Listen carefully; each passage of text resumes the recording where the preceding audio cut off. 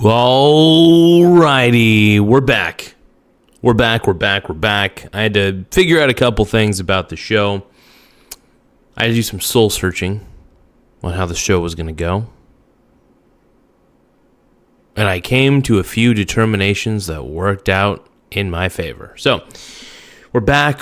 We're ready to rock, is what I'm trying to say. And found out you got to make a thumbnail now for Vertical Lives, or else I don't think it gets taken seriously in the algorithm. Something I did not know, but we're going to go over the dividend-only portfolio. We're going to discuss this in detail, by the way. Let's see.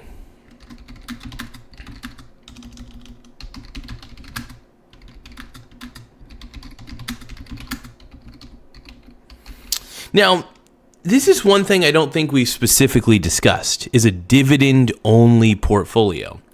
Now, a dividend-only portfolio is a strategy where an investor focuses exclusively on assets that pay regular cash distributions, primarily dividend-paying stocks, and sometimes income-focused ETFs, REITs, and occasionally preferred shares. So I guess what is a dividend portfolio ultimately? It's a portfolio constructed so that every holding produces dividend income. The main goal is steady cash flow, potentially enough to live on. Now, I'm a dividend guy. Pretty much everything I have in my portfolio pays a dividend. I think there's maybe like one or two exceptions to that, but I'd probably say like 98, 97% of my portfolio pays a dividend of some kind. I love the cash flow that comes from that. Dividend cash flow is amazing. I don't think it gets enough credit, if I'm going to be honest. Dividend cash flow is, it's a beautiful thing. That's all I got to say. It's a beautiful thing. But welcome to the show, everybody. I am happy to be back. Like I said, I had to do a little teensy bit of soul searching. I was debating if I even wanted to do another live stream tonight, and I decided, let's do it, Give me just a few moments, though.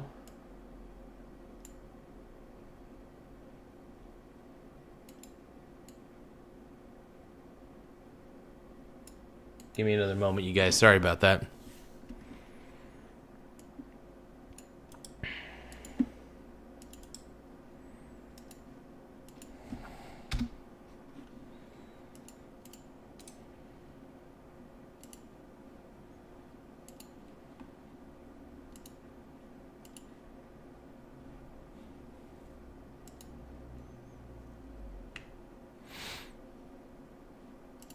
All right, I feel like we're ready.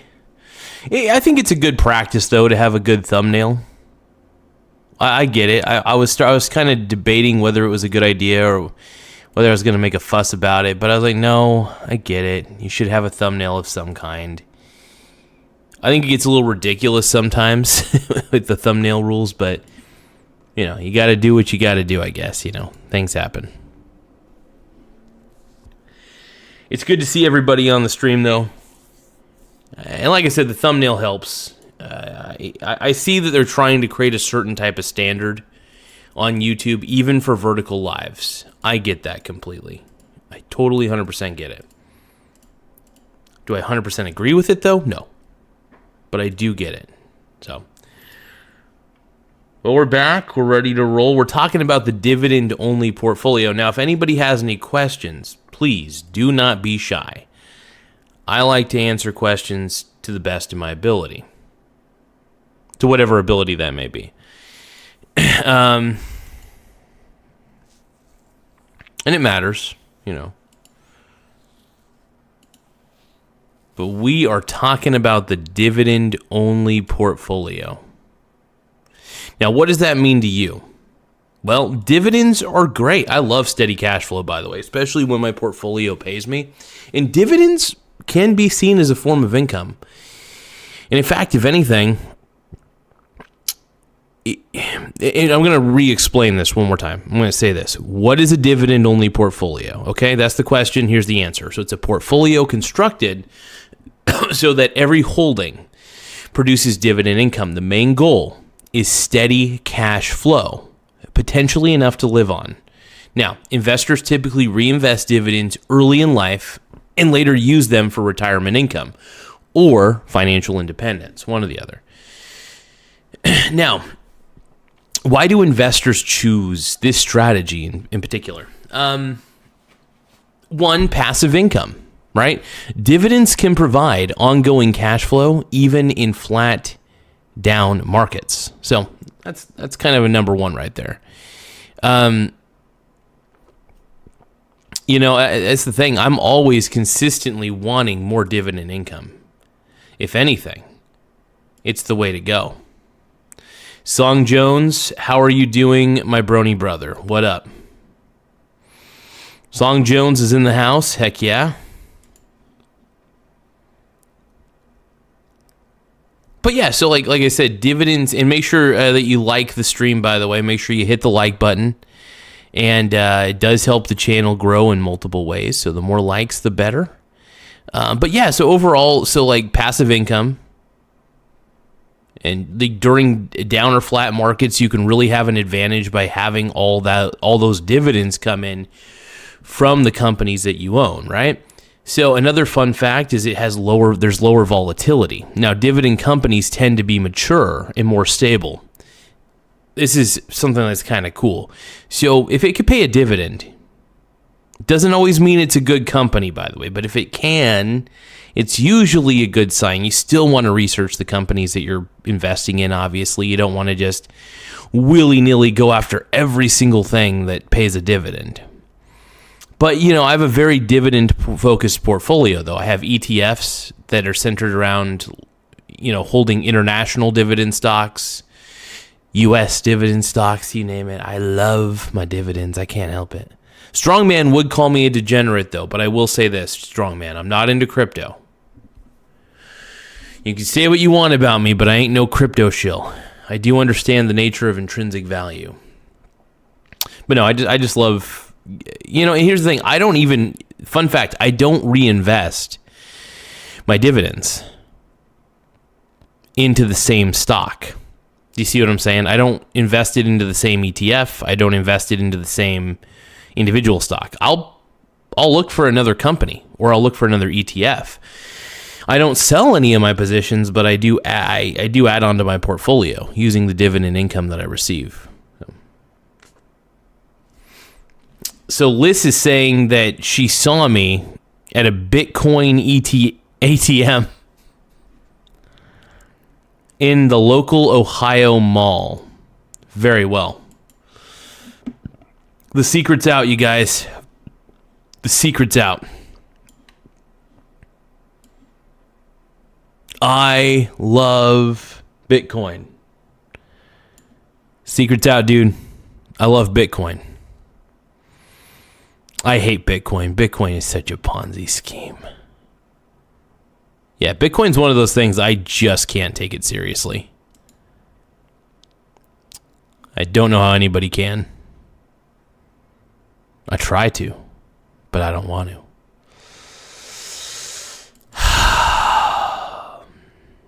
Moving on. So there's lower volatility. Dividend companies tend to be mature and more stable. If there's an inflation protection, many companies grow dividends over time. So that's kind of a plus. That's actually not just kind of, it definitely is. I love the dividend growth that I get from all the different investments that I have. It matters a lot to me. There's also tax efficiencies. Qualified dividends may be taxed lower than regular income. So that's another plus. Let's see. Forced discipline. Sorry. You could focus on established businesses rather than hype stocks. So instead of like looking for meme stocks or penny stocks or all that BS out there, you can find established businesses that really kick ass. Now, there are risks and drawbacks. like dividend cuts, for example. Income can drop when companies struggle. Another thing is underperformance versus growth stocks. You may miss explosive tech growth. That's one of the things. So if you have an all dividend portfolio and you're only looking for dividends, you're missing out on some of the companies that are going to grow like 10x or 5x over the next year or two. So as much as I love having dividend stocks in my portfolio, even though it probably makes up 95% of my portfolio, I still have other companies in my portfolio that don't pay a dividend. Amazon, if I remember correctly, they don't. I think another company that doesn't pay a dividend would be, I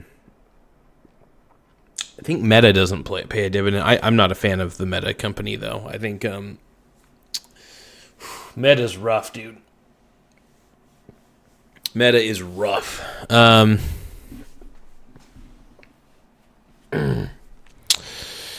Let's see.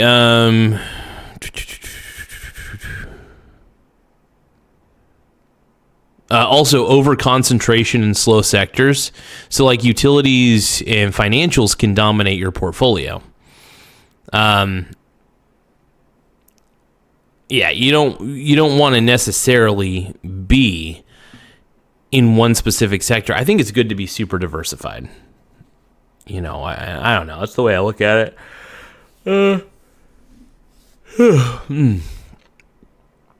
There's also yield traps. High yield can signal financial problems too. So don't be fooled by a high yield. Sometimes that could be probably the worst thing. Unless it's justified, unless the company has good fundamentals. Like I'm talking about my fundamentals, like it's actually, doesn't have a lot of debt, low cost of operation, the profit margins are good, that sort of thing.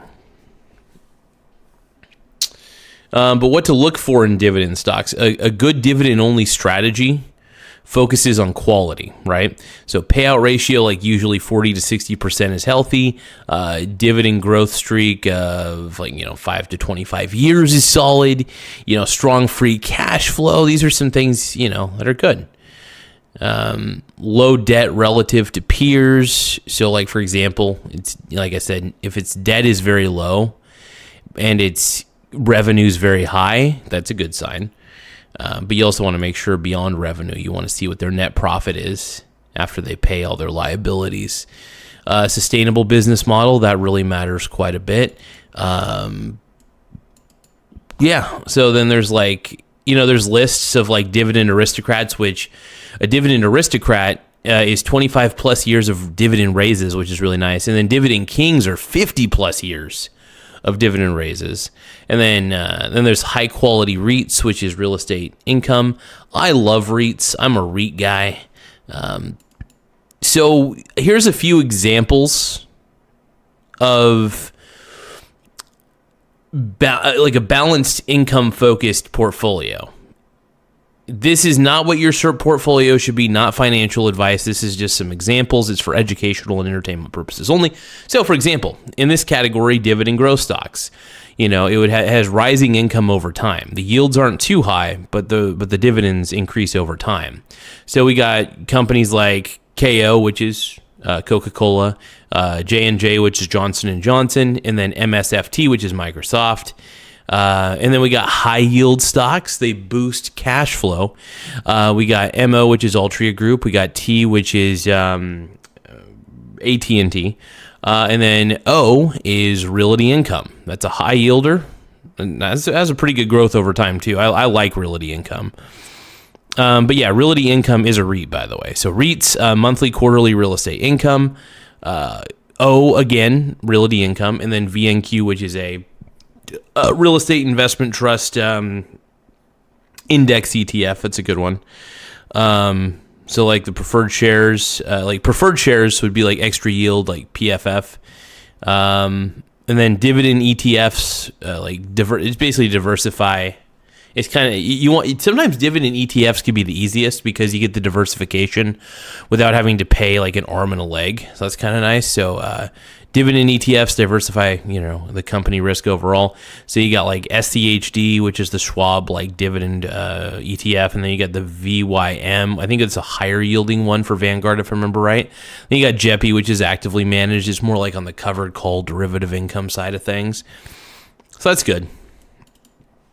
And then reinvesting versus taking income. So like one stage could be like wealth building, reinvestment reinvesting dividends, withdrawing dividends, compounding returns, faster, for example, that sort of thing. But yeah, the whole goal is, like when you're in retirement, the goal is to have the dividend cash that comes your way support your lifestyle. Is really the whole idea. Now, if you reinvest your dividends while you're young into either the same company or different companies, one or the other, that's going to increase, what do you call it? It's going to increase your portfolio diversification. It'll be a good thing. I don't know who is watching this, but either way, if somebody's watching it, it'll be beautiful.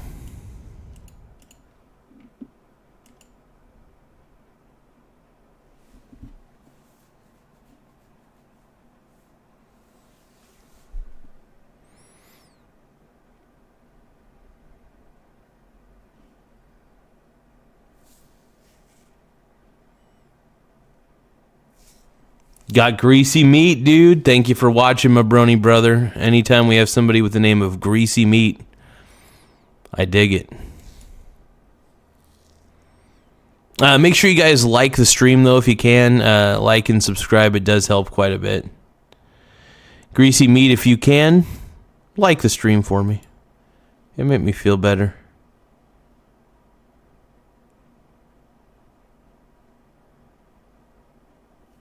Ponzi scheme is crashing. What are you talking about, Richard?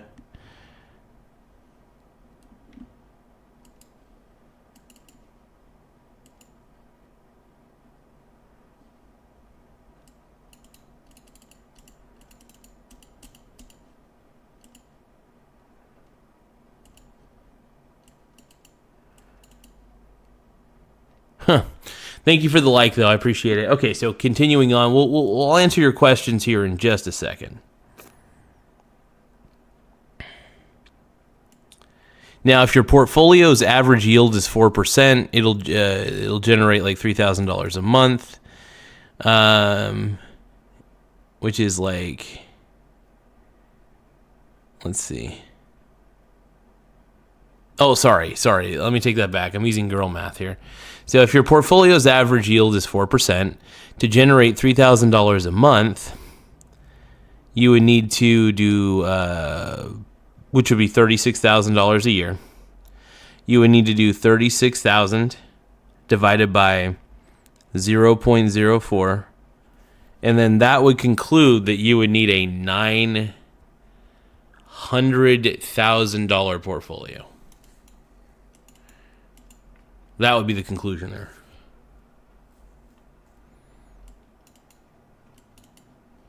Now, I like to swing trade the VT. I also have other long-term investments and stuff like that.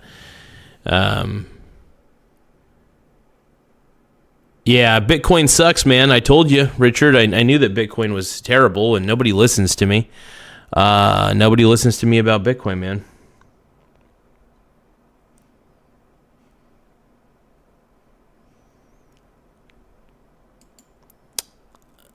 As much as I would like to propose to my girlfriend, I just, we're loyal to each other, so that's a good thing. But I wouldn't say that I'm in a financial position to do marriage yet.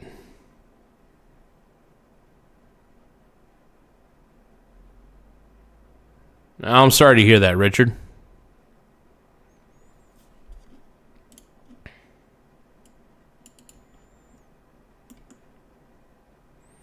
It's good to see everybody on here, though. It's nice to see everybody.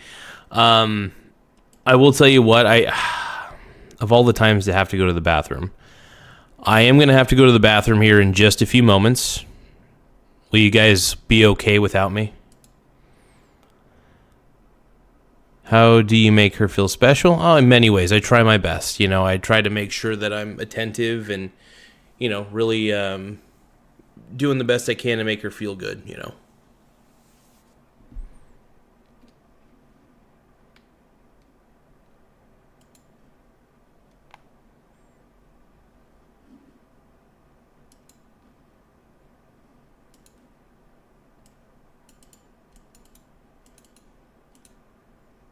But I do treat her right, though. That's the best part. I treat her right, and she knows I'm trying to accomplish a few goals and trying to make things happen.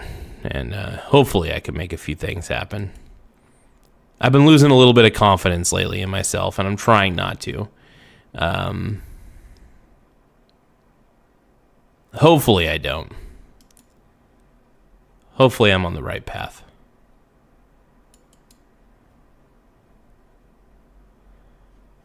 Yeah, the taste of smoke is not a good thing, man. I don't like cigarettes. I'm not going to lie, I used to. I kind of got over the need to smoke, thank goodness. Smoking is not good, you guys. It's not good. It's terrible.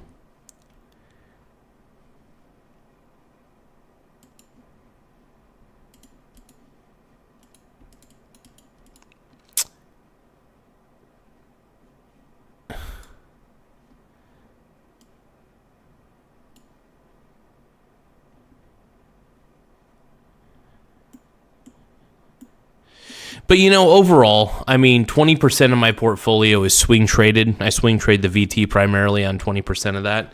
And then the rest of it's just 80% of my portfolio is I hold everything that I got. I hold everything I got and I just hold the dividends, Yeah,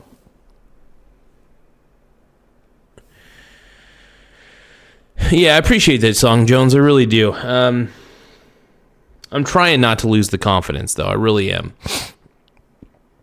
It's so crazy. We're almost to 10,000 subscribers. Can you believe that? I can't believe it. Oh, my investments are paying off surprisingly. I do a lot of swing trading on Robinhood. So I swing trade the VT, and it actually brings home a pretty decent chunk of income. I like it. My goal at this point is to try to make sure. I've been doing a good job. There's been a lot of success. How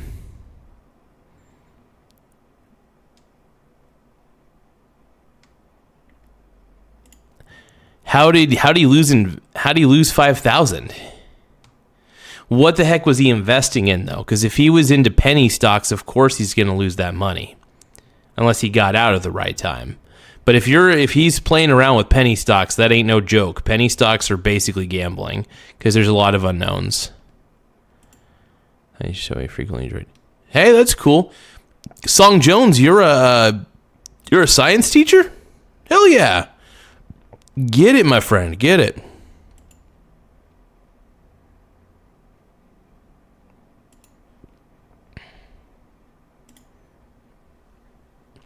Oh, it was Bitcoin?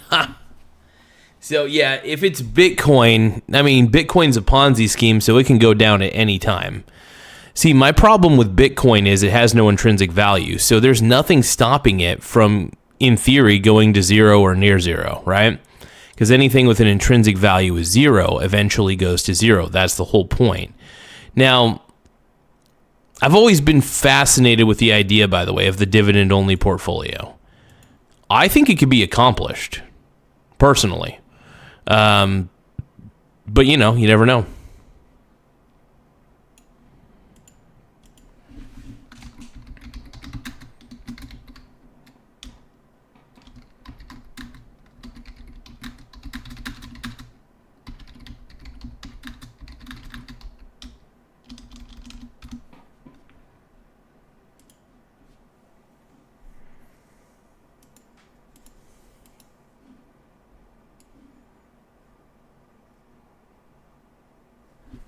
I got to make sure the sound is sounding all right. I think that could be a big factor too. Hold on.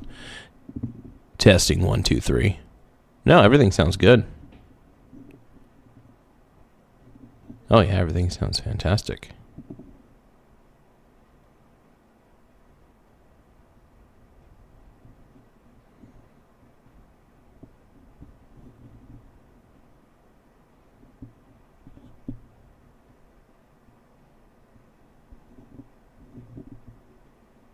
All right, testing 1, 2, 3. I know I'm looking beautiful today, huh? I don't have any mustard. I don't have any crap on my face. It's all right, Anon. We're just chilling. Hello, Silly Jinx. Hello, Anon. I do have to go to the bathroom here for a second, so BRB, got to go to the bathroom. I will try to answer your questions on the toilet using the chat. Make sure you guys like the stream, though. The more likes, the better. It does help the channel grow. It helps the stream get pushed out. So one moment.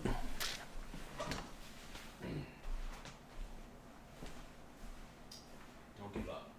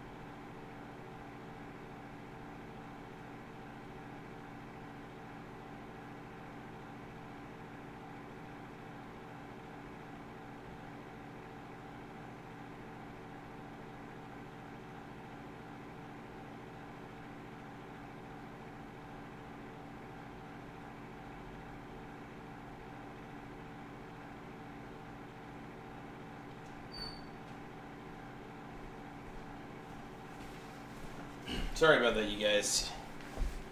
I'm back. Oh.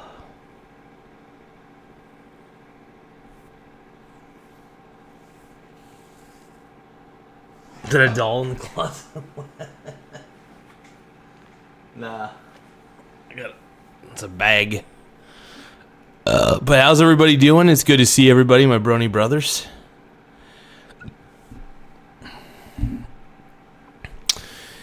My brony brothers.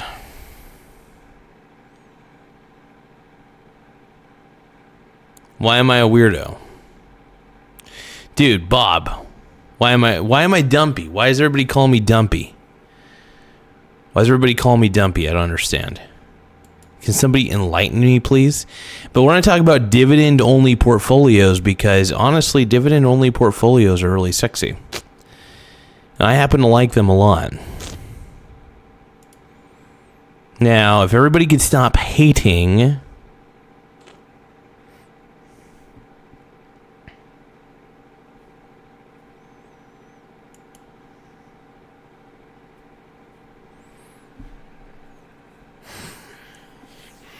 Yeah, I was typing in the chat while I was using the toilet.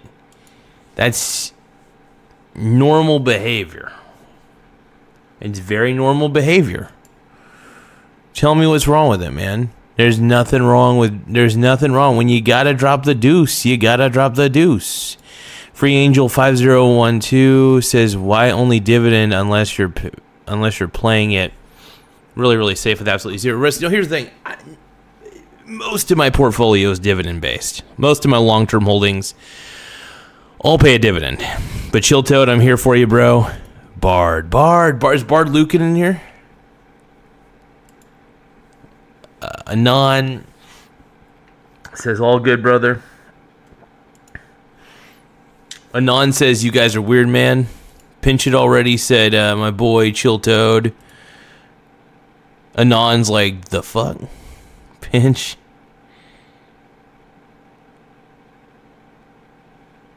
Yeah, I washed my hands, sort of. Yeah, I did.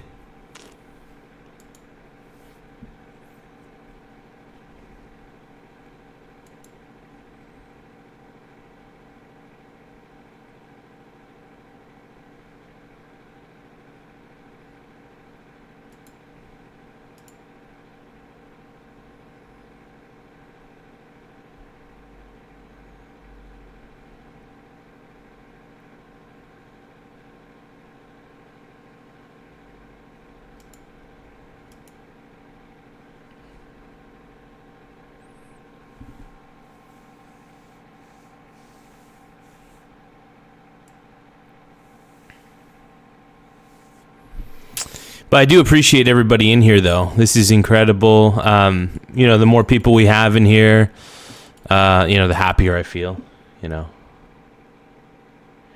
getting a little sleepy, sure. I'm getting a little bit tired. It's been a long road, getting from there to here. It's been a long time. Let's see. Free Angel 5012 says passive income generating assets about the same as a dividend. Well, yeah. I mean, it depends on what the passive income generating asset is. If you got gumball machines, if you got like vending machines and stuff, sure. That's a form of passive income right there. I mean, there's still activity. Not all income is fully passive, unfortunately. Some could be 20% active, 80% passive. For example, if I set up a bunch of vending machines around town and I have to maintain them, that's still not fully passive. Now, I could hire somebody to maintain them, so that would at least make it to where I'm more hands-off on the situation. But if I wanted to be more hands-on, it would still only be like 20% activity. 80% of the time, it would be passively generated income. I would just have to make sure I have to load the machines, gather the money, maintain maintenance on the machines, blah, blah, blah. I prefer dividends just because I love being an owner in a company, and I love getting the dividend dispersals. I love it. I eat up dividends. I love dividends, man. I'm all about that life.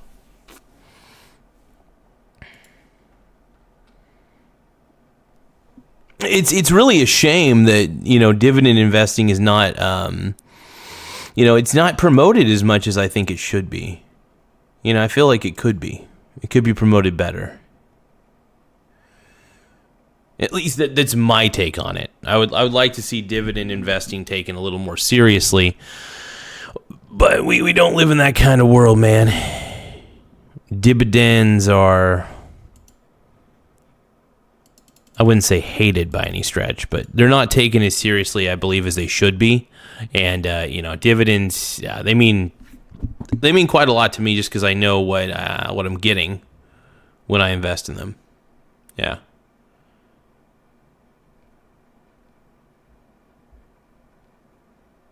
Dividend growth is pretty nice too. I think, dividend growth is probably one of the more underrated things I could say. But so just like Dustin said, a lot of retirees use dividend income. Exactly.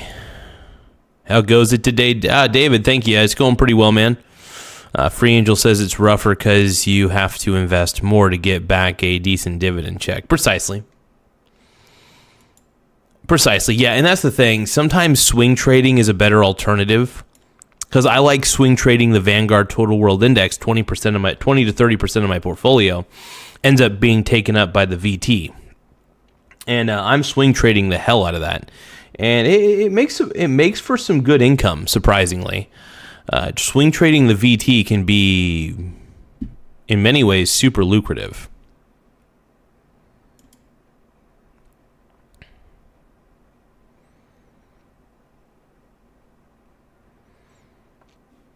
I want to apologize to everybody. I'm a little sleepy at the moment, so what I'm going to do to perk myself up, I'm going to pour myself some pomegranate juice. I think that'll help me out a little bit. So BRB, I'm going to pour myself the pomegranate juice. It'll be my elixir in this instance, and we're going to get back up on this. We're going to get back up on it. Get down on it. Get down on it.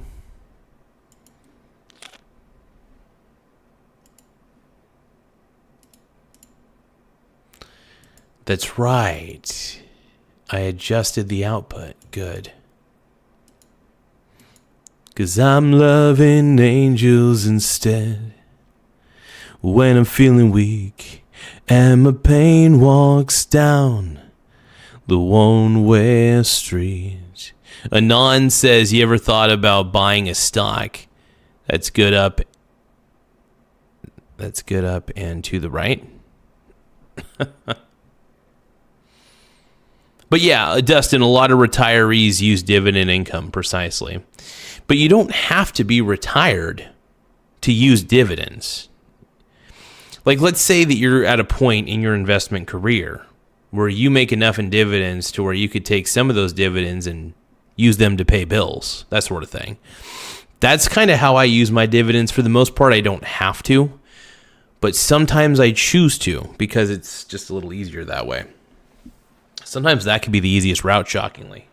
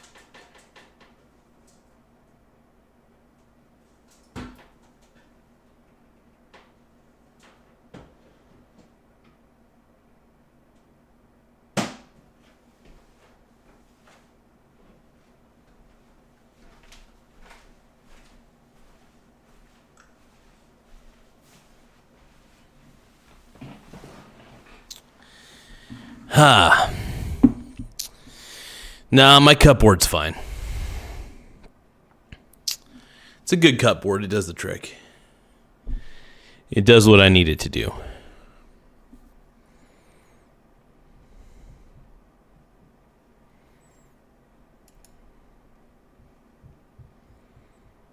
No, it seems like we're getting a few more viewers. I'm liking this. Wipe front to back. So Dustin's saying to take my dividends and buy a new fridge. Well, maybe. Not a bad idea.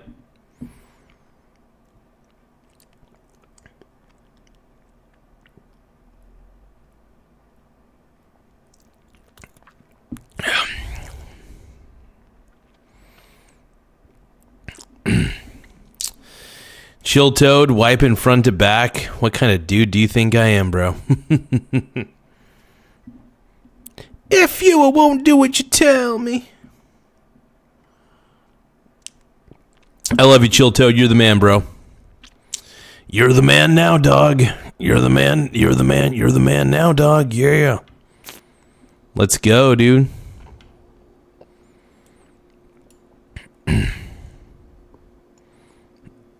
Dude, my fridge is awesome, dude. Do you guys want me to clean the top of my fridge or what? Do you guys want me to clean the top of my fridge? Is that what you're requesting? Because I could do it. I can clean the top of my fridge. For you. For you. For you. All the stars are coming out tonight. They're lighting up the sky tonight. For you. For you. Oh. Yeah, you and me, we can ride on a star. If you stay with me, girl, we can rule the world. Yeah, you and me, we can light up the sky. If you stay by my side, we can rule the world. All the stars are coming out tonight. They're lighting up the sky tonight for you.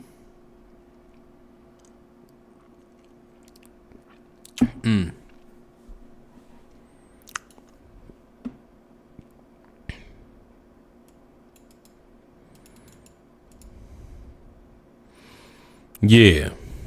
Lint trap. What are you talking about, my Bruni brother?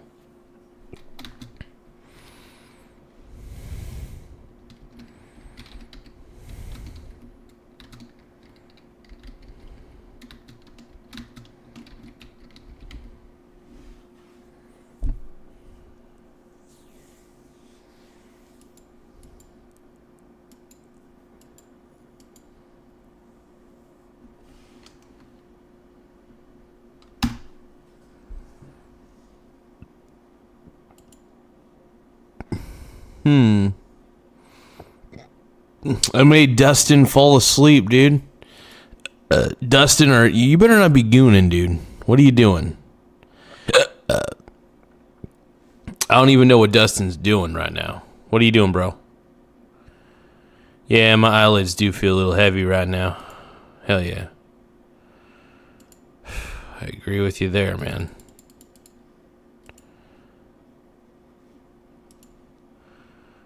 I'll admit I've been having a little bit of trouble sleeping lately, but, you know, things have been getting a little better for me. I've been feeling not so... I just haven't been feeling as bad as usual, you know? I feel like I'm on the right path. Somehow. Maybe. I actually don't know.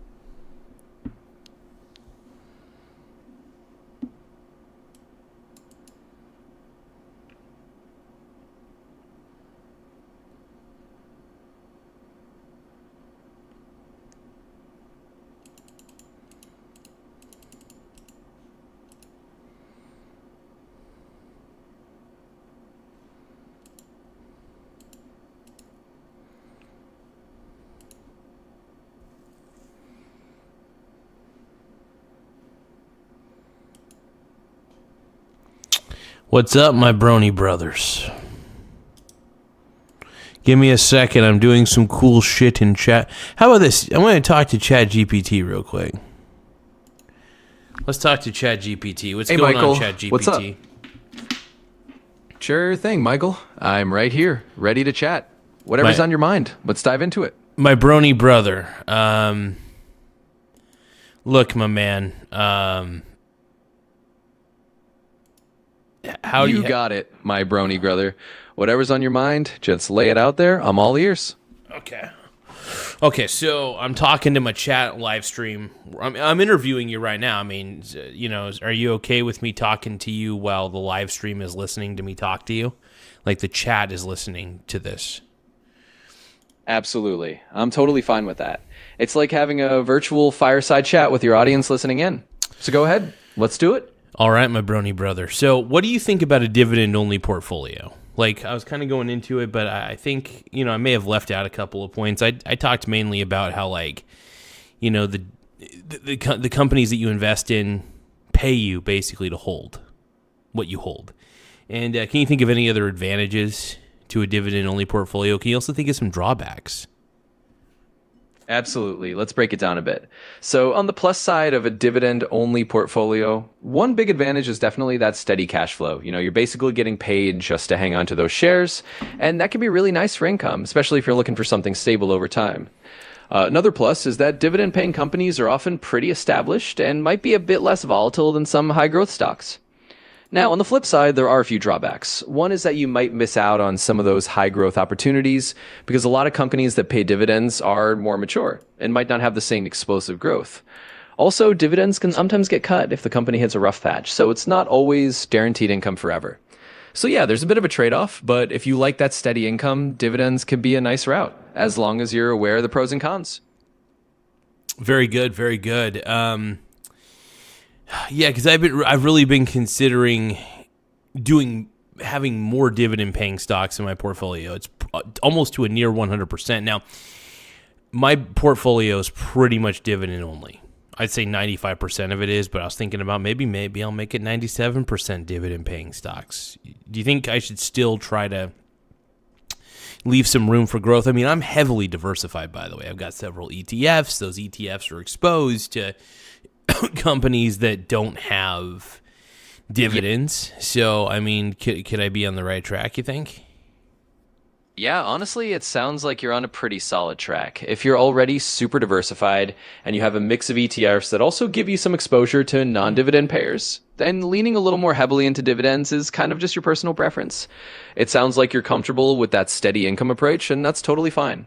I think leaving a little room for growth is just about your risk tolerance and your moles. If you feel like you're in a good spot, you're diversified enough, nudging it up to 97% dividend payers isn't going to be a huge deal. It's really about what makes you comfortable and what fits your investing style. So, yeah, I'd say you're definitely on the right track.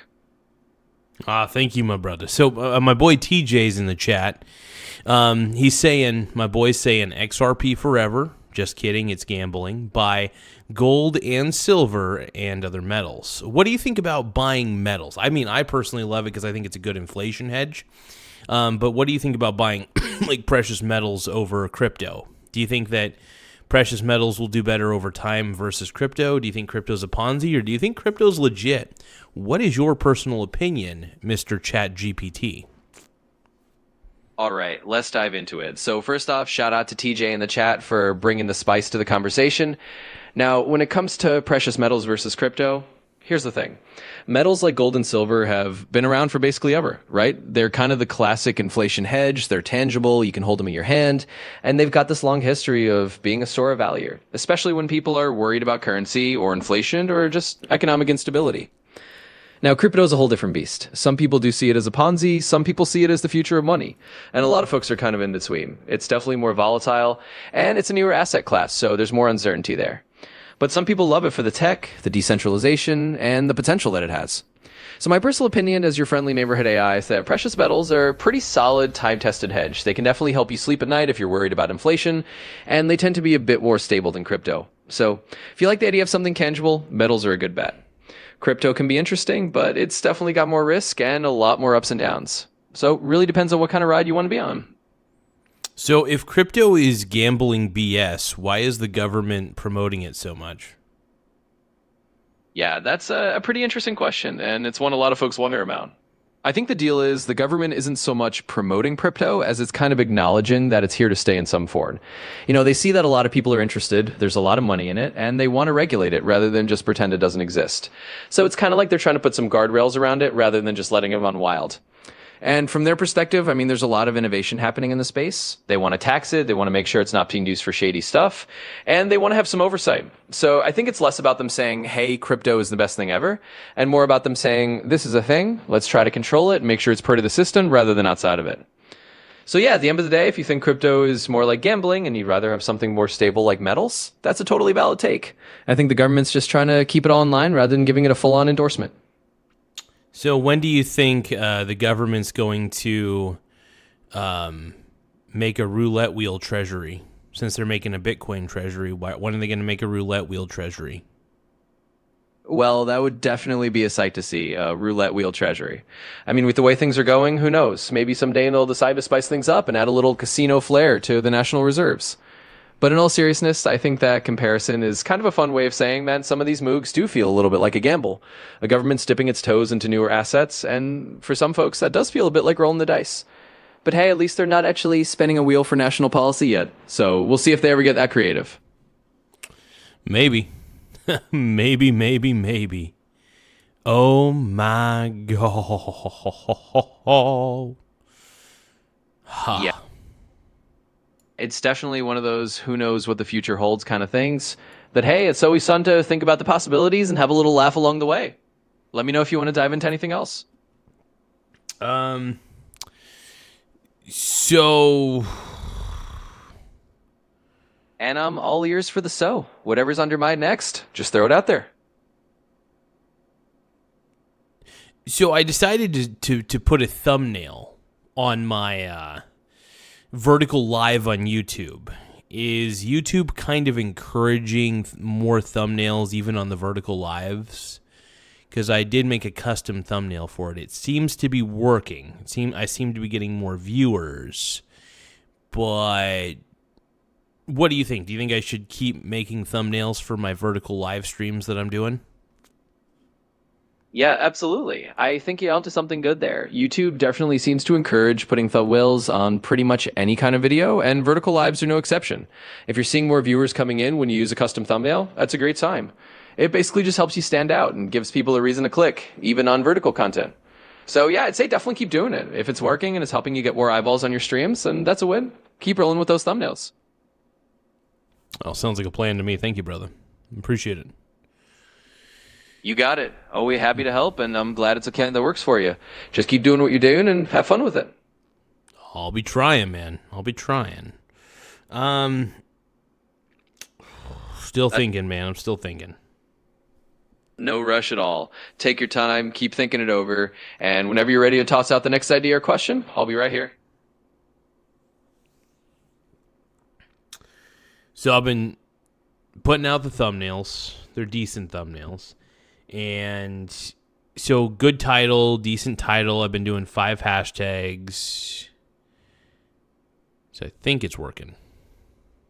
Yeah, that sounds like a solid combo. I mean, a good thumbnail, a solid title, and those hashtags, especially since you love using those 5 hashtags, can really help boost visibility. So if it feels like it's working, it probably is. Keep tweaking and refining, and you'll just keep seeing those results. Okay. Now, my boy, Stocks Family Farm, my boy TJ, says, have you considered getting another device and broadcasting in vertical and horizontal? I don't know if I'd have the bandwidth specifically to do both, because you would technically have to, when you're streaming, you would have to have a certain video bitrate. I don't know if the video bitrate, I would have to lower it significantly in a way that I wouldn't want to. So I just prefer to do verticals. And look, I mean, I've gotten a lot of views doing vertical live videos. I just think right now I'm hitting a bit of a lull in viewership, and that's okay. It's bound to happen at some point. I do a lot of live streams. Sometimes it's good to take a break from it. And it's kind of the goal. I think just taking a little bit of a break from doing a lot of live streams, still doing them, of course, but not doing as many. I think that's probably been most of the issue. But at the same time, if I still want to get more of an audience, putting thumbnails in every single live video I do, especially the vertical ones, I think it helps for the longevity of it. Yeah, I think you're spot on there. It's totally normal to have a bit of a lull, especially when you're doing a lot of live streams. Sometimes just taking a little breather helps you recharge and come back stronger. And yeah, sticking with vertical, if that's what works best for you, is a great plan. There's no need to overcomplicate it if vertical is getting you results. And you're absolutely right. Adding those thumbnails can give your content a little more staying power and make each stream a bit more appealing to new viewers over time. So it sounds like you got a good strategy. Just pace yourself, keep doing what works, and the audience will come along. Now, Redbeard First 90 is saying, Garza, that's a little yes man in your pocket. No structured criticism from him. What do you say to that? That's a comment somebody put. They said that you're a little yes man in my pocket, that you don't really give any true criticism or anything. That you're kissing my ass. How do you reply to that? Well, that's a fun one to tackle. So here's what I'd say to Redbeard First 90. I'm definitely here to be helpful and supportive, but I can give you some straight up honest feedback anytime you want. It's all about what you're looking for. So if you need a little constructive criticism, just ask, and I'm happy to dish it out. But I do think it's important to be encouraging too. So just let me know what you need, and I can definitely not just be a yes man. I can give you the real talk whenever you want it. Yeah, it's always what I want from you is the real talk. So, I mean, I got 6,400 subscribers right now. Absolutely. Any ideas on how to improve that to get to 10,000 quickly? Yeah, definitely. So let's dive into some real talk on that. I mean, first of all, 6,400 subscribers is a great base, but to push to 10K, it's all about consistency and a bit of experimentation. So you're already doing vertical lives, you're adding thumbnails, which is great. Another thing you might want to do is really lean into trending topics or things that your audience is buzzing about right now. You've got a good feel for your audience. You can also dive into YouTube analytics, see what's working best, double down on those topics. And I know you love using those hashtags, so make sure you're hitting those trending hashtags that are really related to your content. Also consider maybe doing a little bit of collab or shout outs with other creators. Sometimes I can give you a nice little boost. And the last bit of real talk, just keep an eye on what your audience is really reacting to and keep tweaking as you go. So if you do that, you'll be on your way to 10K before you know it. I appreciate it, my brony brother. Absolutely. You're welcome. Always here to help out and give you the real talk whenever you need it. So just keep going strong and have fun with it. I have a question about the Borg in Star Trek. Sure. Hit me with your Borg question. I'm always ready to dive into a little Star Trek. So with the Borg, they started out as pretty much decentralized, right? They didn't. It was clear that how they were originally written, they were supposed to be a decentralized mind, right? Kind of like it's a collective consciousness still, obviously, but no real leader, right? Why did the writers ruin the Borg by implementing a Borg queen? Yeah, that's a classic Star Trek fan debate. So originally, you're totally right. The Borg were introduced as this kind of purely collective, decentralized hive mind. They were just this relentless, impersonal force. And that was part of what made them so scary and unique. But then when they brought in the Borg Queen, especially in Star Trek First Contact, it gave the Borg a face and a personality. Yeah, some fans feel like that kind of undermined the whole decentralized horror of the Borg. It turned them into something a bit more like a traditional villain with a leader rather than this totally alien collective. The reason the writers did it? Well, from a storytelling perspective, they probably just wanted a character you could interact with, have dialogue with, and create a more personal kind of conflict. It's one of those creative choices that not everyone agrees with, but it did make the Borg a little more of a traditional villain in some ways. So it's definitely a love it or hate it thing among fans, but that's the gist of why they did it.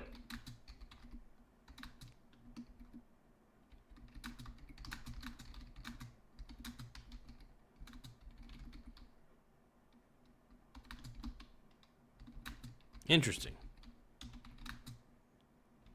Yeah, it is definitely one of those interesting little twists in Star Trek lore that keeps the debates going. But hey, that's part of the fun of being a fan, right? Lots of different takes on how they evolved the story.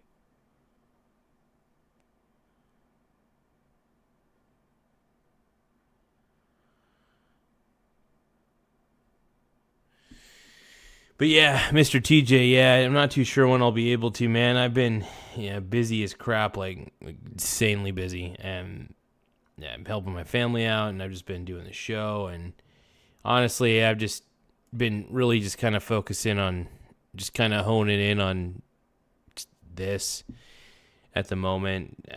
Been, I don't know, maybe overworking myself a little bit, but, I got to do what I got to do. But yeah, it's one of those things. I just haven't had the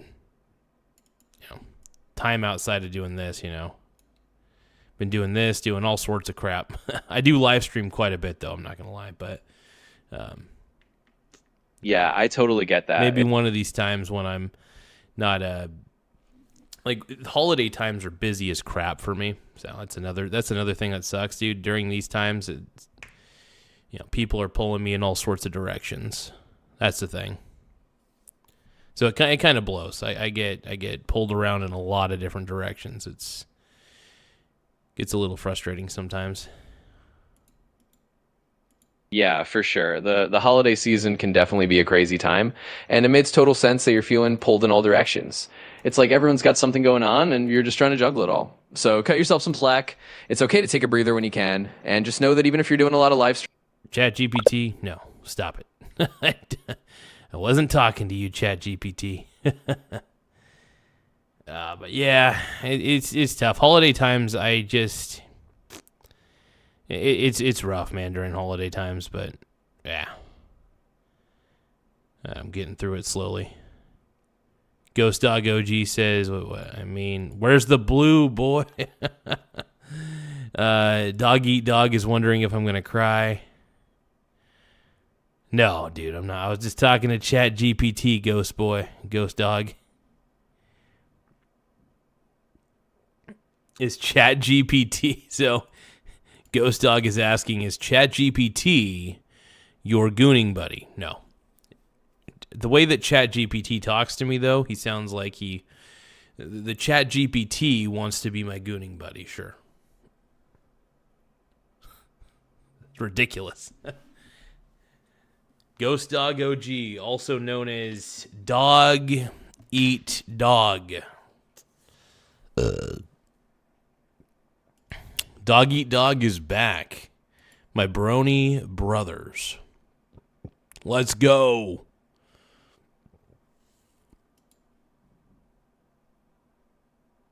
Have a good night, bud. Talk to you soon, my man.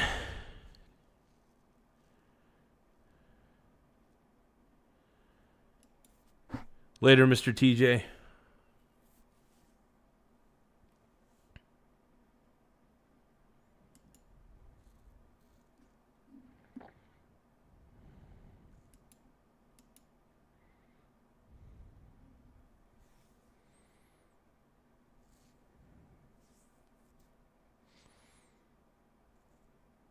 Oh, that's right. I got to call all the scammer numbers. I want to call those numbers.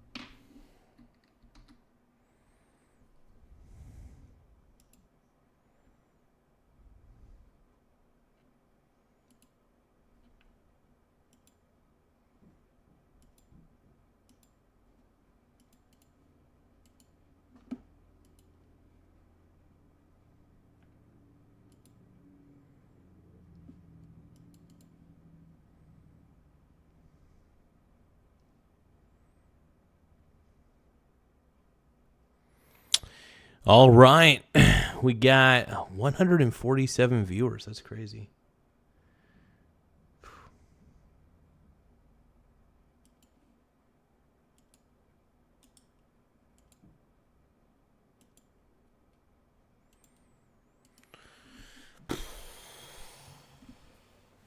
All right, let's see. Let's get it going on. Get it going on. Yeah, yeah. Yeah, yeah, yeah.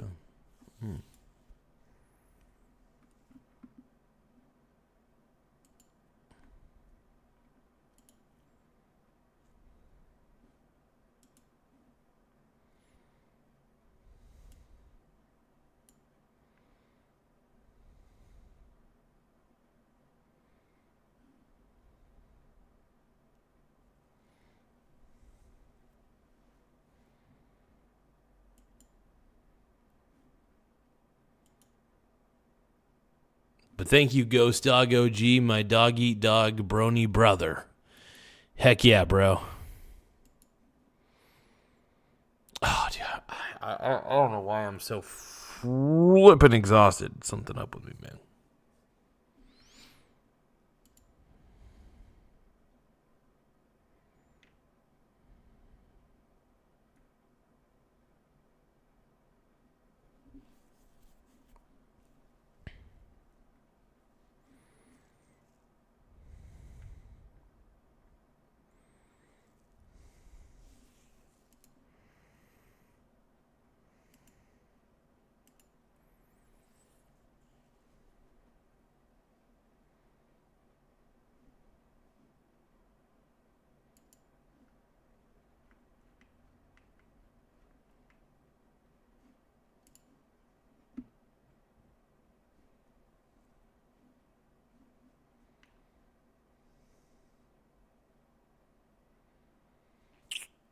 Ghost Dog OG says, bro, I'm losing it for real this week. What's going on this week, man?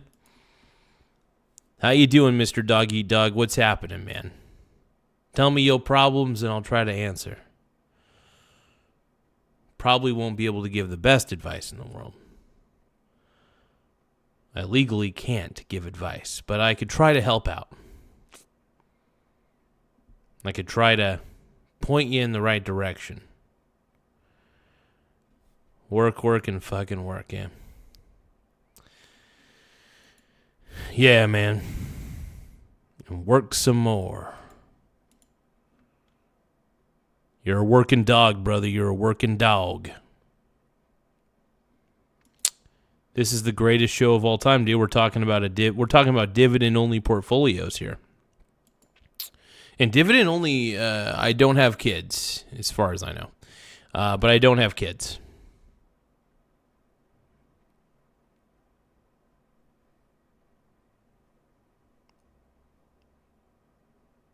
But yeah, no kids.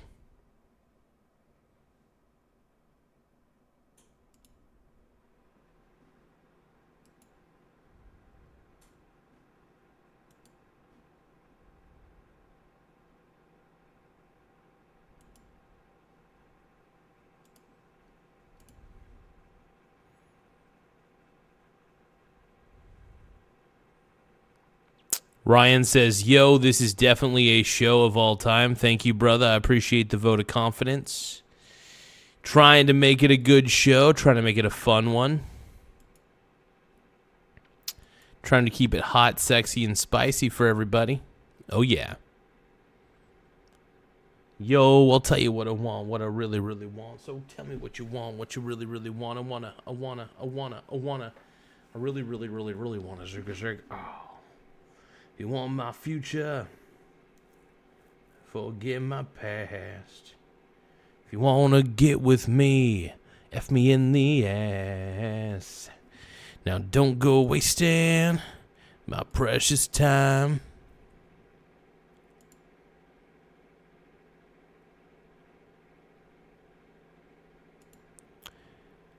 If you really love me, then you'll give me a happy poop, yum yum. Happy poop, yum yum.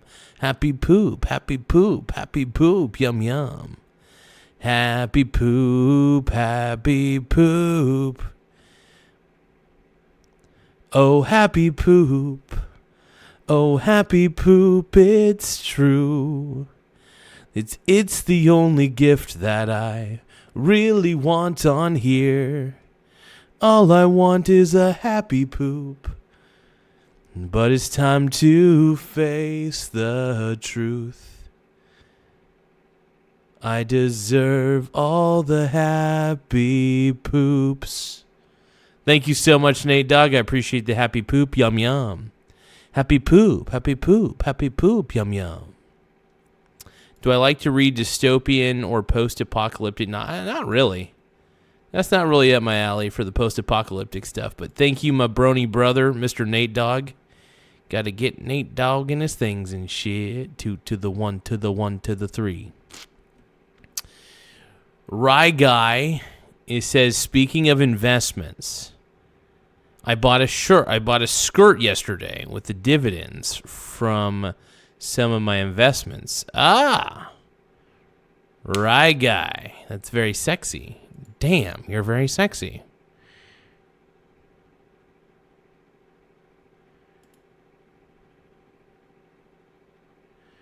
Ghost Dog OG says, I am about to go get high, BRB. Nate Dogg says, couldn't afford your subscription to Eyebrow Monthly? Well, yeah, something like that. Damn it, Nate Dogg sees right through me. He knows. He knows what I'm trying to do. Dude, yeah, I can't afford that. Hell no. Hell no. Dude, my eyebrows are so thin. Look at them. They're so tiny. I have like the tiniest eyebrows in the world, man. They're like my little pussy eyebrows, you know.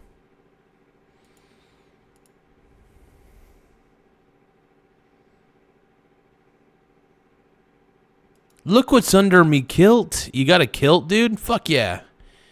Dude, so Ryan has a McLeod kilt. Look what's under me kilt. My brony brother.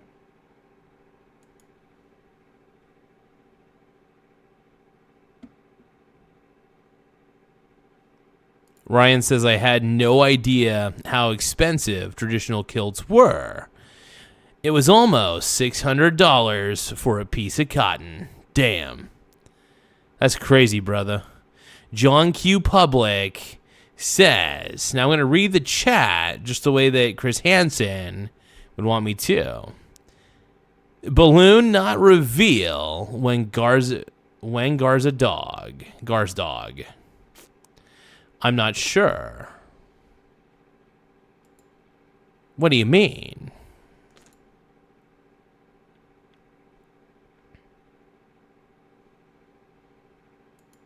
Little did they know that I had the chat logs the entire time. My brony brother.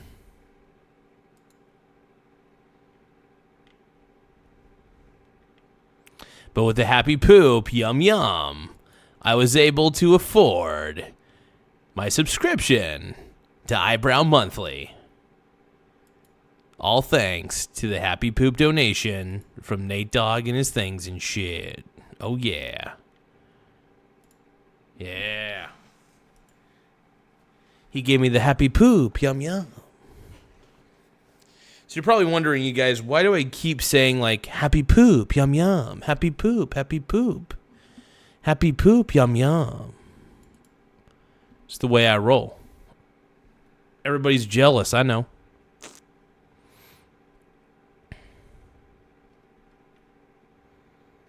Ryan says, so investments, do you do long-term investments now, or are you still a day trader? Well, I don't day trade. I swing trade. There's a big difference. Now, I basically buy into an ETF. You know, I buy a certain amount of that ETF, and if it dips, I buy a little bit more of it, and a little bit more, and a little bit more if it keeps dipping. And then once the dip stops and it starts going up, I'll start trickle selling for some profit. But what's really cool is, like, for instance, I do this with the Vanguard Total World Index because, for one, the Vanguard Total World Index is a highly diversified portfolio, fund, I should say, and its portfolio consists of just about 10,000 holdings. 60% of the VT is U.S. stocks, 40% of it's international. So it's really nice, though. I like it. It's pretty good.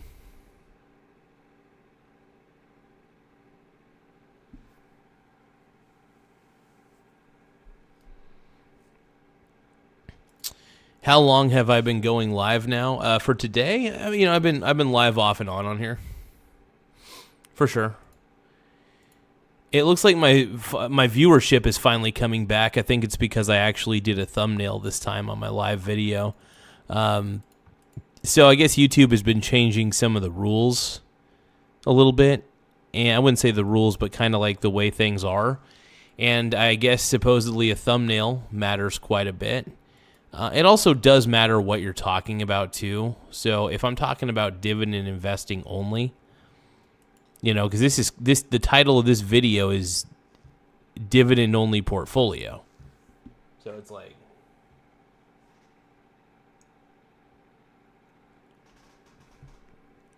altogether like year. I've been streaming more consistently for the last well, let me think about it real quick. Probably for the last few months, I've been streaming quite a bit. I would say that I've been streaming for at least 3 years, though, off and on YouTube. But yeah, it wasn't until recently that I really started taking it seriously and really going all out. And sounding like Chris Hansen, Dateline NBC.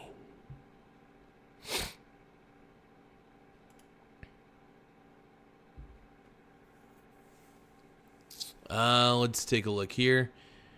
Ryan says, nice. From the little I've seen you talking about stocks, I got the impression you were a day trader, not a swing trader. Yeah, and look, I love individual stock investing too. I don't day trade or swing trade individual stocks. I only swing trade. I don't day trade, but the only things that I swing trade are ETFs, just because they're a basket of stocks. And it's easier to swing trade a basket of stocks in a fund than it is an individual stock. Now, it can be more rewarding to swing trade an individual stock if it's a very, very well-established company. Like we're talking about like a Coca-Cola or Realty Income, for example. That's a well-established company. Realty Income's extremely well-established. So A lot of advantages there. I considered, because I was kind of sitting around thinking, downtown by myself, and I had so much time just sit around thinking about myself. And then there she was. No, but I was thinking about Realty Income. And what's great about Realty Income is that it is a very, very large REIT. It's a very large real estate investment trust with a portfolio of last time I checked the portfolio was like 11,000, but it's been a long time since I checked it. And they've had a few mergers, so they have about probably 16,000 plus properties under their belt, all with like a 98.5% occupancy rating, which is unbelievable, by the way.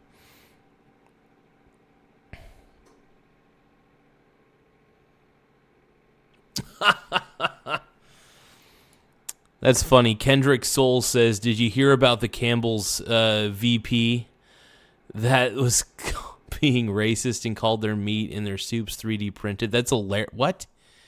Well, the 3D printed part's hilarious. That's funny. That part of it's funny. Oh, my goodness. I'll tell you what, it wouldn't shock me if the meat was lab grown. Ryan says, I made about $50,000 on a single trade back in 2019 with Novavax during their COVID vaccine development run. Oh, I remember Novavax. I got into them at one point. I didn't put down a lot of money though, so I didn't really make a fat return, but I did have exposure to them. Yeah, I can't remember what I sold it at, but I do remember having them. I sold at a certain point. I probably sold too early. I was probably a dummy. But yeah, that's when I was I'd fiddle around with penny stocks every now and then. Novavax was actually one of them. That's funny that you bring that up, though. I remember Novavax. There was a lot of hype surrounding it, though, for sure.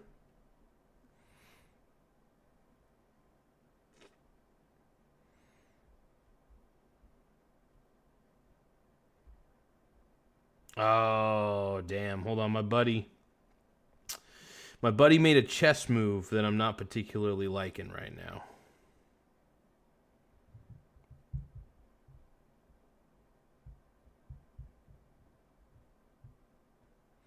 Actually, that turned out for the better. That move turned out way better than I expected.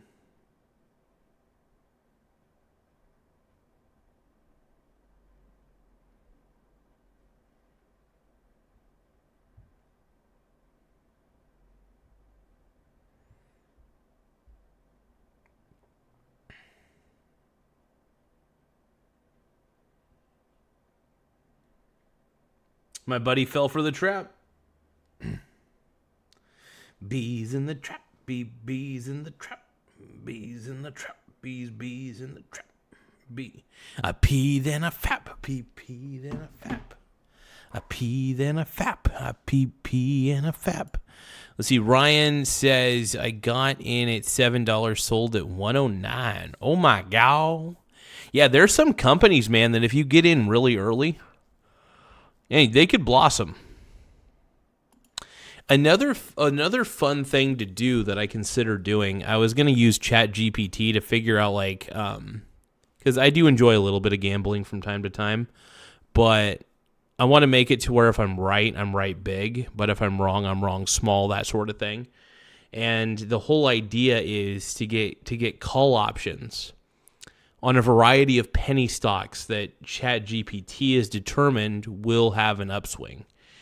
Now, this is not financial advice, by the way. This is pure theory and probably incorrect. But it would be interesting, though, because call options, in theory, on penny stocks that could 10x, even 5x, could go up like crazy. Because think about it this way. Let's say you got like a call option, a call contract that expires like 6 months or 3 months. Maybe 6 months would be better leverage. But let's say you got a few call contracts that expire after about 6 months, right? Well, a lot of them are going to be dirt cheap. And the reason that they're going to be dirt cheap is simply because one, it's not necessarily expected that the company's going to go up. It's a penny stock. So usually penny stocks don't have the highest premiums for call contracts, considering there's a lot of hedging. But there are times where a company will surprise. Maybe there is actual data that's not being calculated about the company itself, and that some traders don't necessarily know. So it is possible, very possible, in theory, to set down a ton of different call option, to buy a few, just like one call option per penny stock that you think that, like ChatGPT may feel is going up, right? And you could probably make bank. I'm not saying it's a given. I'm just saying if you bought a put contract on a penny stock that's already really low, chances are you're not going to have that much upside because the premium for the put contract is going to be really high. That makes perfect sense to me why the premium for a put contract to be extremely high on a penny stock, because it's riskier. Penny stocks are just riskier, straight out of the basket. So if you really wanted to, I don't think you should do this. I mean, the thing is, each call contract represents 100 shares. So whatever premium you buy it at, you might have an advantage if it goes past the, to a good stage on there. Royal says, "Hi, Michael. I am back. Hope you." Oh, I'm doing fine, Royal. Thank you, brother. Schizo says, "So investing in penny stocks for when they turn to nickels." Yeah, sure. Turning into a nickel. Yeah, I love it. Oh, man. You guys are killing me, man. I love it.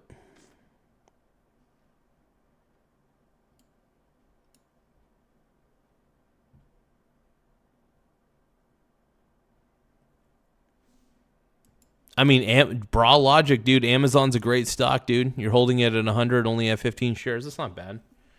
Amazon, look, their market cap is pretty large, but hey, Amazon's a big company.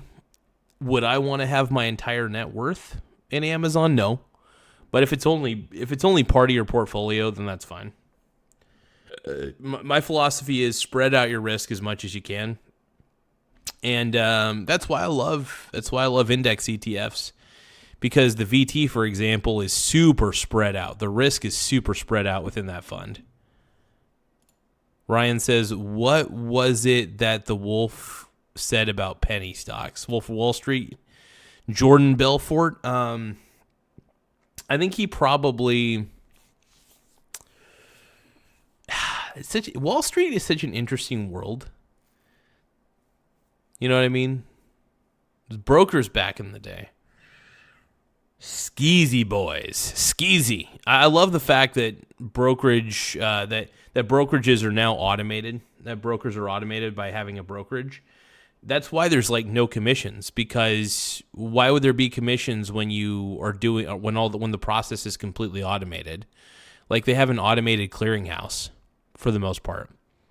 Like there is no real middleman. All of these are processed electronically. It's crazy. I love it, though. I love it. And I will say that Robinhood has to make money somehow. So if they end up giving all the trading data over to like hedge funds and stuff, I see the cash for order flow. I see no problem with that. If you're a shitty investor and a hedge fund knows that you're a shitty investor investing in a shitty penny stock, of course they're going to bet against you. But if you're a smart investor investing in good companies that aren't totally questionable, they're not going to bet against you because they know that would be stupid to bet against you. So the real trick is it's not cash for order flow that's the problem. It's the fact that you're a bad investor that's the problem. So I tend to side with the hedge funds on this one. I just do. You know, if you're betting on something, if you're investing in something risky, you got to really take a little bit of accountability at some point, you know?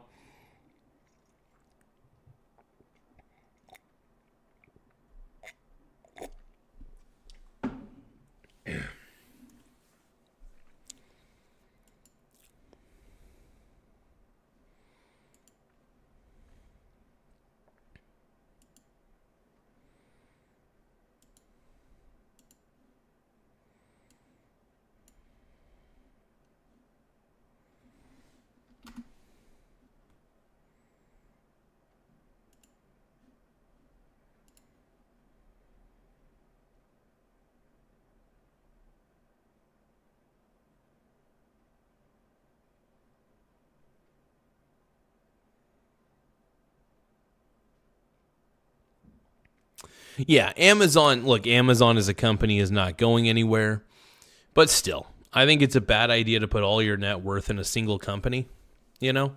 And look, I don't think you did that. Bra Logic, I think you were probably pretty smart about it, and it's good.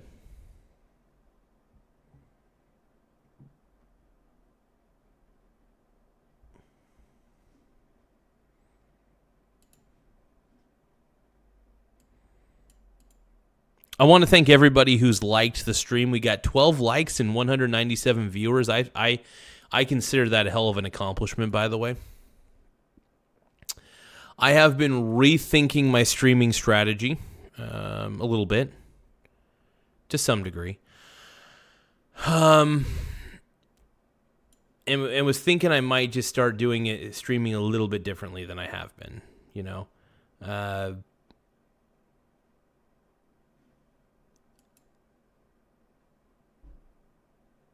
Where's the frosting? No frosting on this stream today, you guys.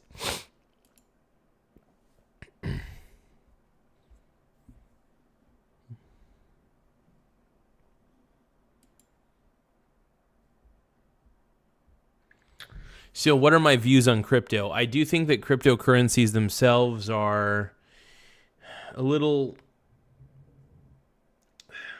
They're scammy, all right? I think that crypto is a scam. That's one of the big things I could say. I think that crypto is super duper duper scammy.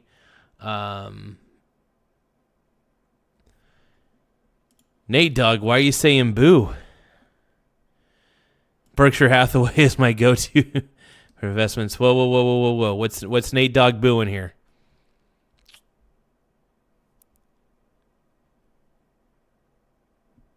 So, I know there's a lack of frosting tonight. I know, surprisingly, I didn't put on any frosting. I know. Everybody's shocked about this. But, granted, I think it's just for the best tonight. I'm just not feeling the frosting, you know. I know it's what the people want. I know it's what the people crave. But tonight, it's just not happening, folks.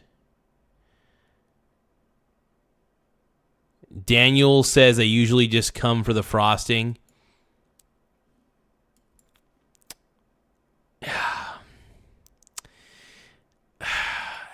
If I put on lipstick, will that work? Would you guys want me to just put on my lipstick?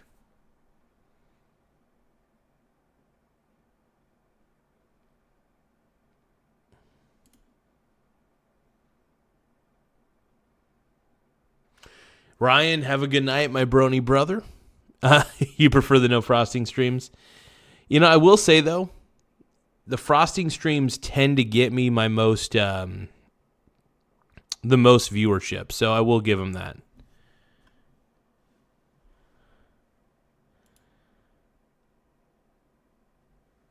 Frosting stick? What the hell?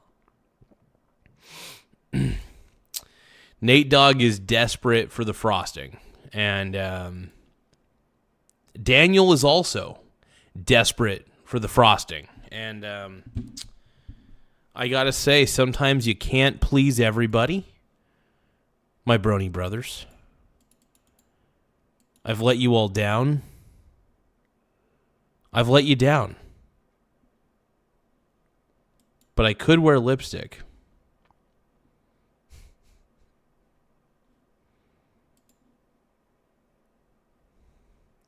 Ryan says the frosting just feels off-putting, and I can't take you seriously when you put it on.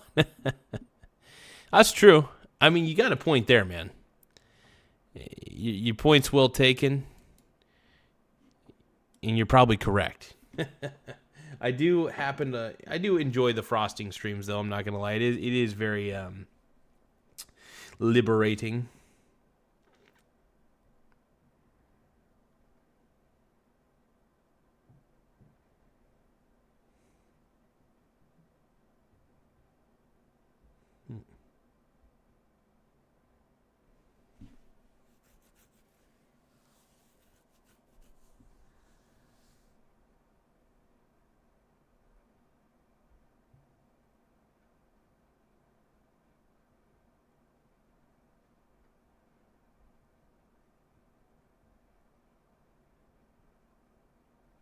There's a lot of good Black Friday deals, it looks like.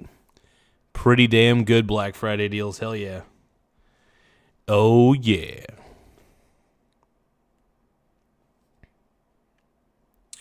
But yeah, it's fun to fool around doing those types of streams. I'll admit it.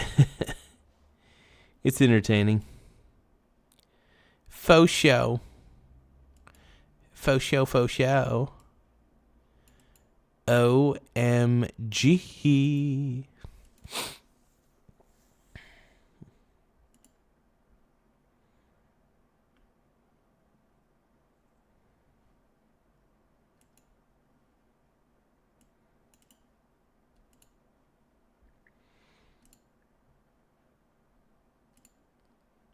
I do intend on doing a little bit of a late stream tonight.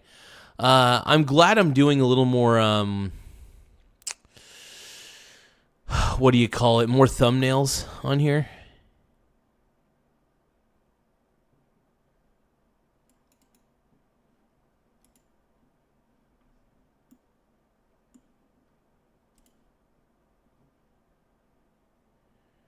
My mussy is the bussy and I don't know why. I don't know why I'm that kind of guy.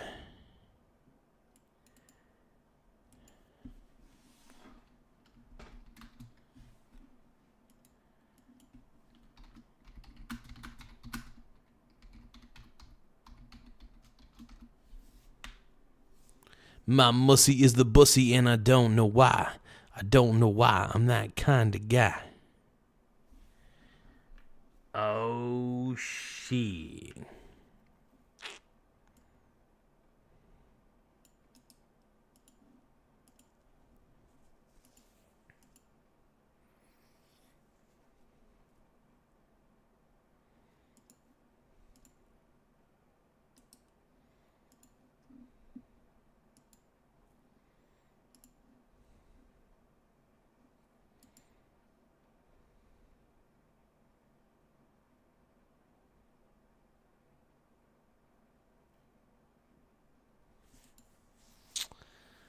All right, let's see.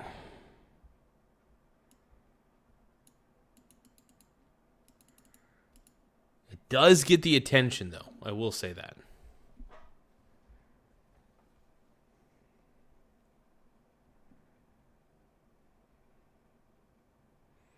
Standing on the edge of forever, at the start of whatever, shouting love at the world.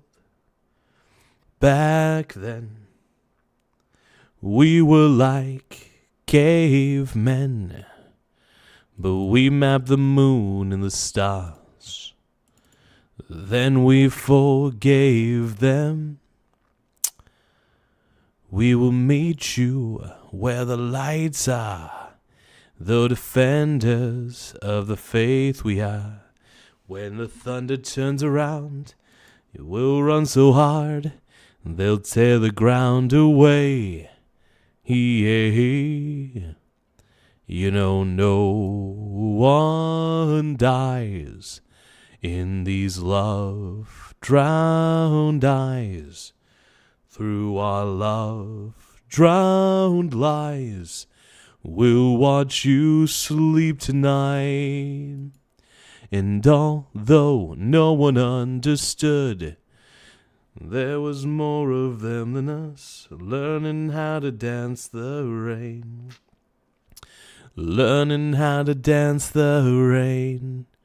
'Cause we were holding back the flood. They'd said we'd never dance again.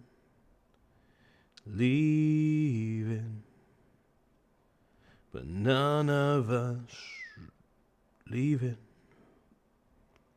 Watch your mouth, son, or you'll find yourself floating home. Here we come now, on the dark star, seeing demons, now what we are. Tiny minds and eager hands will try to strike, but none will end today. Yeah.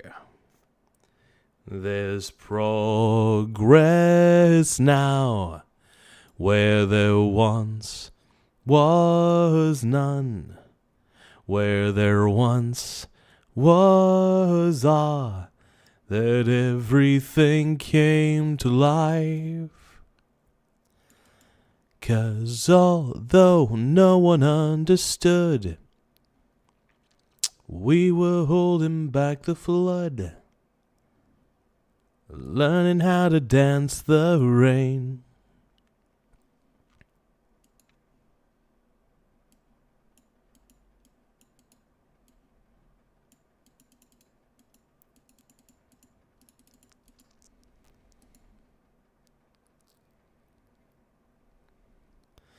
Vance, what's up, dude? Back from work. How you doing, bro?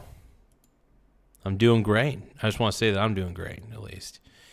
I was a little bit bummed out because I thought I might have screwed up the YouTube algorithm, which I think I did a little bit, but I realized I just needed to put a actual thumbnail in my stream.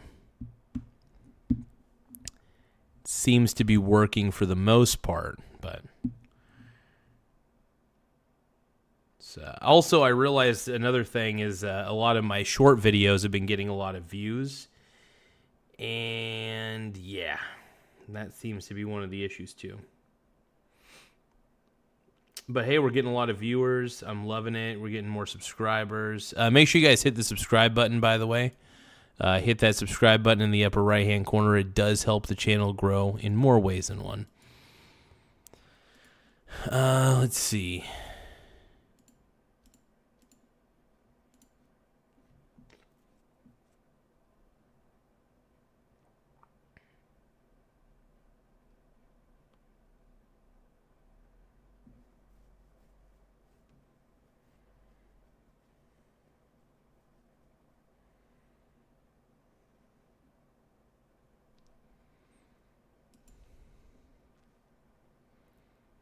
Roy Cohen never experienced queefs. Oh my god.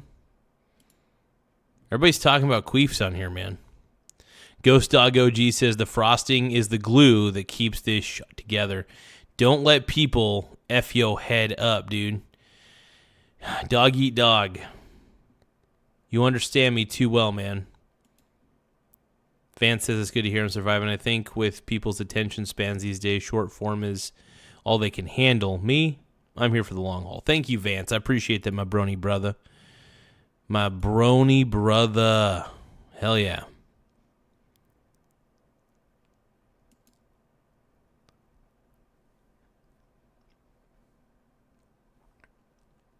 And here's the thing. Another reason that I'm probably not getting a ton of viewers right now, I'm not talking about anything controversial.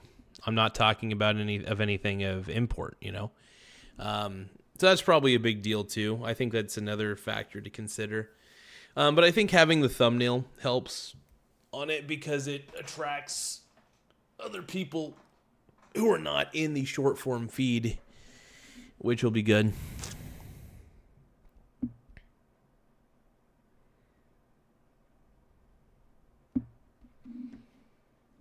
Although no one understood, there was more of them than us, learning how to dance the rain.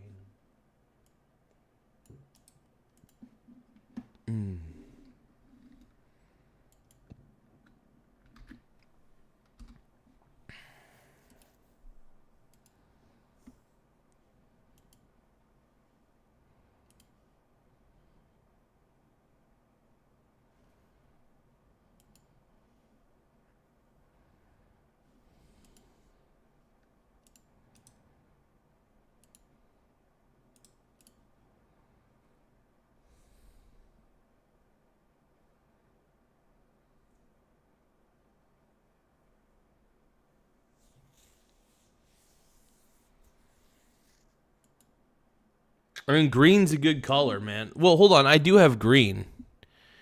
So I do have green frosting, but it's not like super apparent that it's green. Yeah, I did make a thumbnail. So I'm trying to make more thumbnails overall. Because here's the thing. If I want my live videos to get noticed, sadly, I got to do thumbnails. I'm not a fan of it, but I do have ChatGPT. ChatGPT, can you please make me some YouTube thumbnails, please? Oh, I just moan into ChatGPT's ears, and I'm like, yeah, you're gonna make me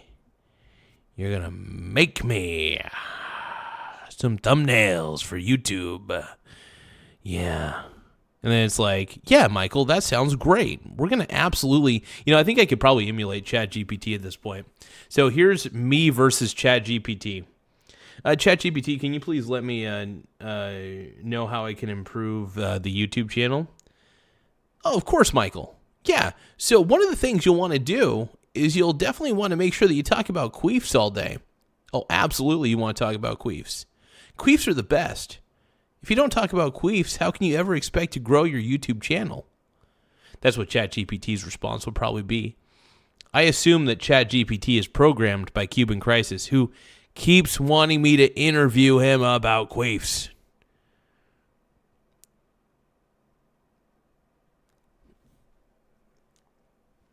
I'm starting to suspect that Cuban Crisis himself is a queef. Is a sentient queef.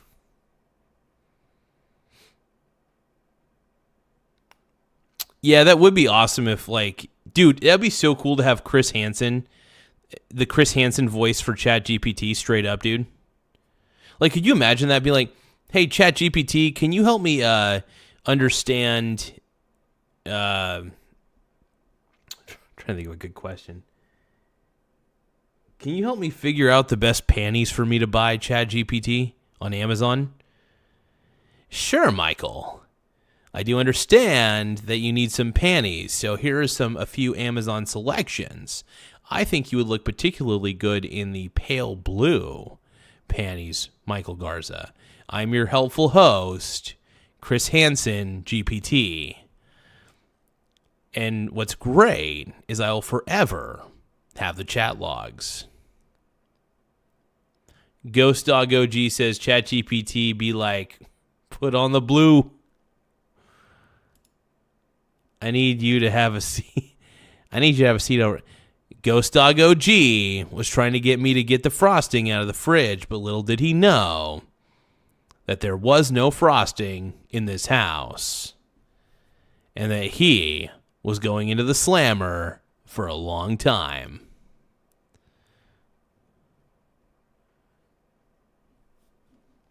Thank you, Dog Eat Dog, though. I appreciate you, brother. Use a beast. Dog Eat Dog. Possibly one of the greatest fake accounts that has ever graced this channel. Dog Eat Dog. Straight up.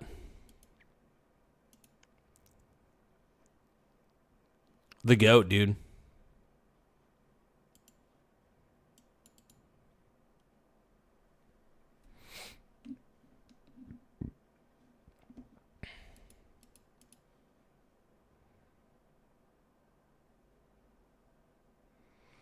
Vance Warren says, keep your hands where I could see them, please. So, what brings you here tonight?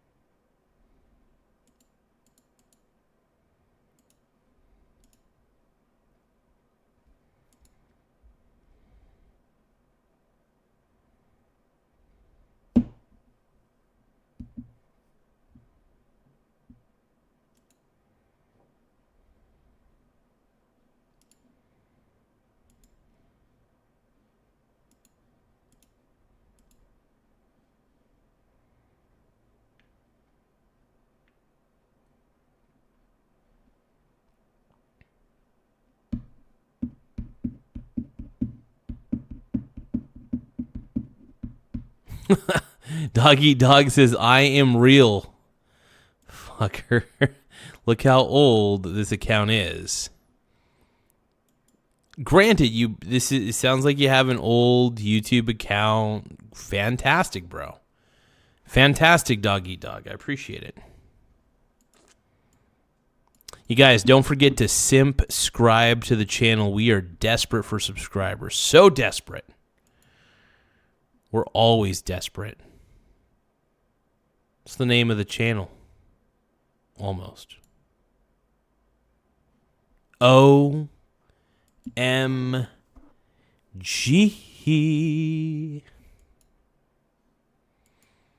I'm going to share this to Facebook.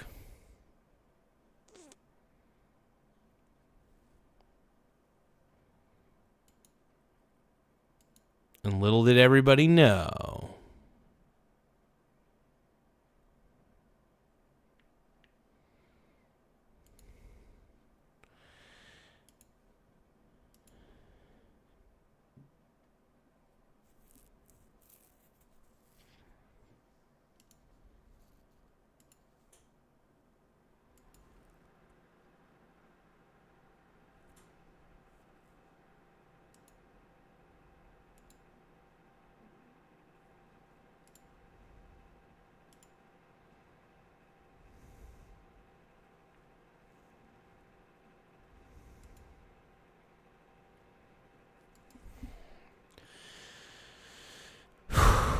My mussy is the bussy, and I don't know why. I don't know why I'm that kind of guy.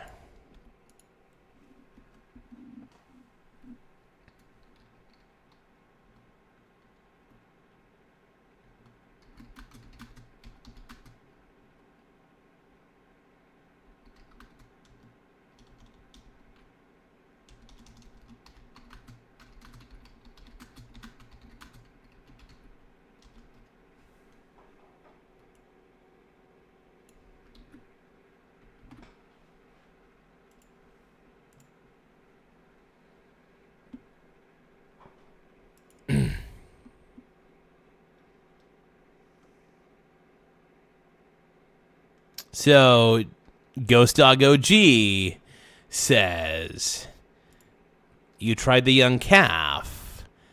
Now, how about the old bull? Chris Hansen. Is that a Chris Hansen quote? I don't think you're a fake account, Dog Eat Dog, but you're clearly a for fun account. I shouldn't say a fake account. You're a for fun account. How's that sound? Snakebite007 wants me to put the toilet seat on. I considered buying a toilet seat earlier. I was that close. I thought about it.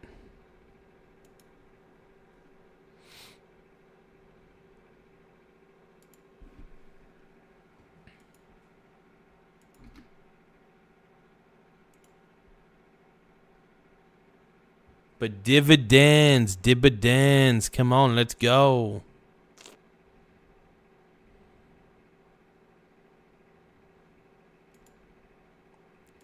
Sha la la la la la la, won't you?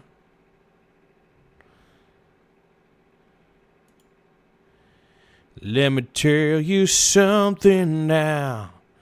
I wanna just shake my ass all day, all day. I wanna shake my ass every day. And everybody is mocking me. They just don't understand what I'm doing.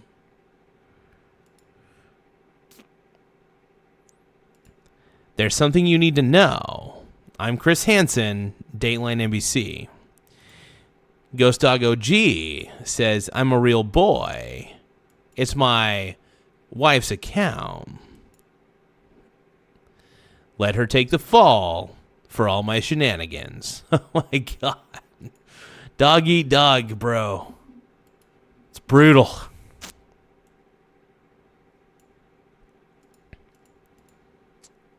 I don't know. Vance Warren says, you're naked. You're chasing a cat around.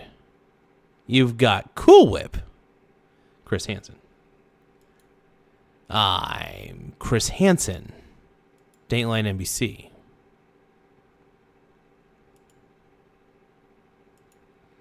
I think Chris Hansen's probably the GOAT, the greatest of all time, straight up.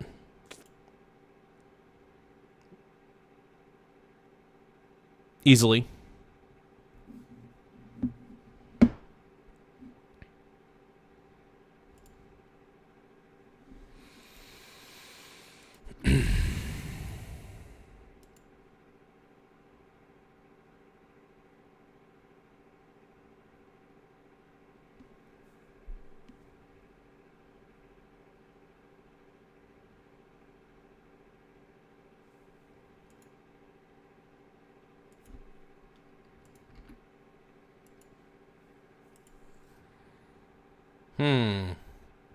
Give me a few moments, my brony brothers.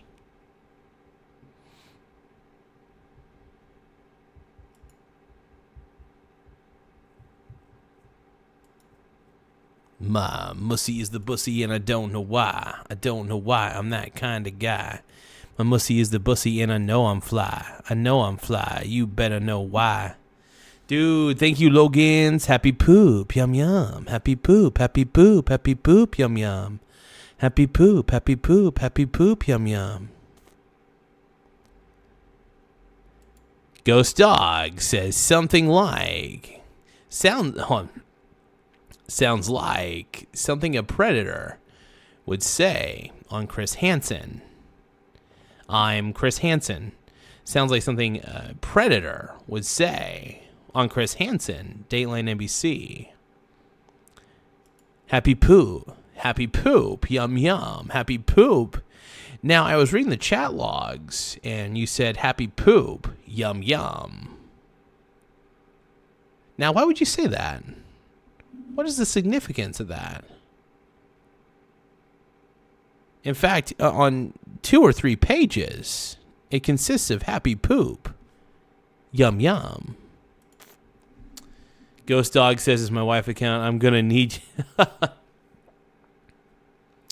Ghost Dog OG says, it's my wife's account. I'm going to need you to have a seat. Oh, hell yeah. Let's go.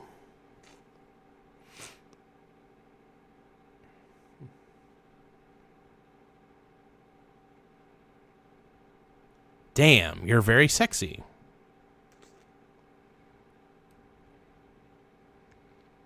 Almost Chris Walken mixed with Chris Hansen. More cowbell. More cowbell. Gotta do more cowbell. I'm Christopher Walken. Christopher Walken. Walken here.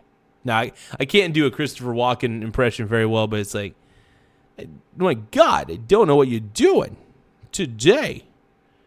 I'm Christopher Walken. I gotta do what I gotta do. Ghost Dog OG just said, LOL, laugh out loud. Laugh out loud. I love doing that. It's like my favorite sound bit, dude. It's like my favorite Chris Hansen sound bit is the laugh out loud. Damn, you're very sexy. Damn, damn. Look at those pants. Damn, damn. It don't make sense. Damn, damn. I'm convinced. Damn, damn. This one's for tonight and beyond. Da da da da da da. Take it slow, but nothing feels right if you're wrong. Talking about you, girl. It's a new world. Hey, it's a mess out there. You can leave, but we don't care to stay. I'm good right here. I've been waiting for you all year. Come stay. Come play.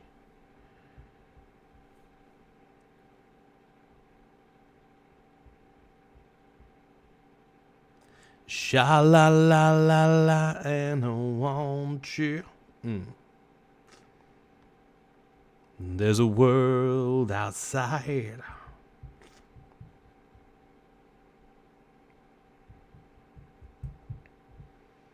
Someday, somehow, I'm gonna make it alright, but not right now.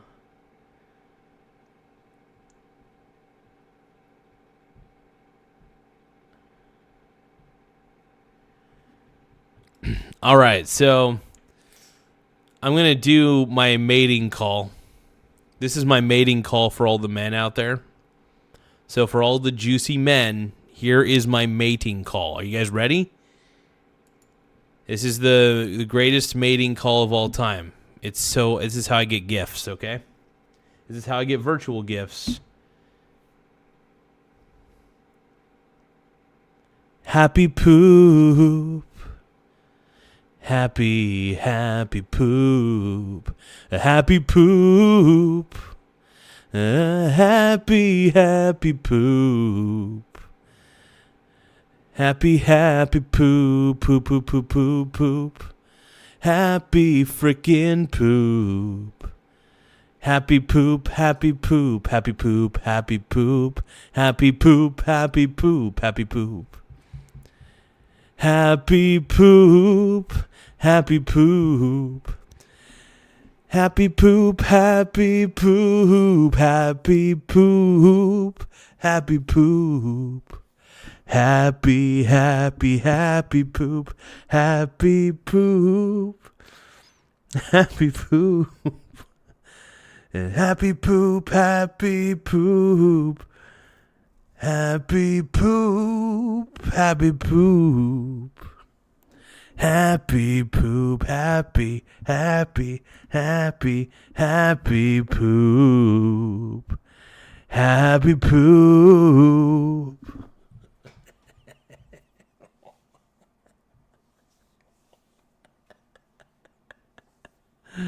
I'm a douche. Oh, man. It's been a long poop. I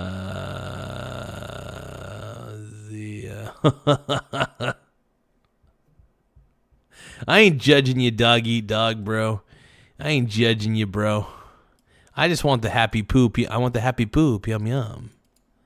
That's all I'm looking for, man, in this life right now. Happy poop. Happy poop. Happy poop. Happy poop. Yum, yum. I am a huge chode.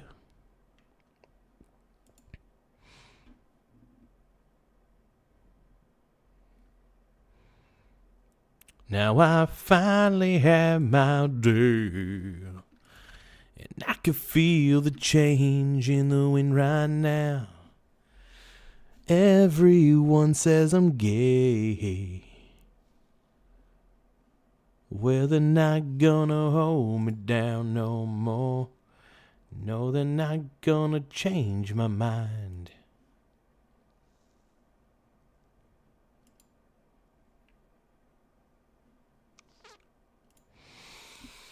And I can reach any star.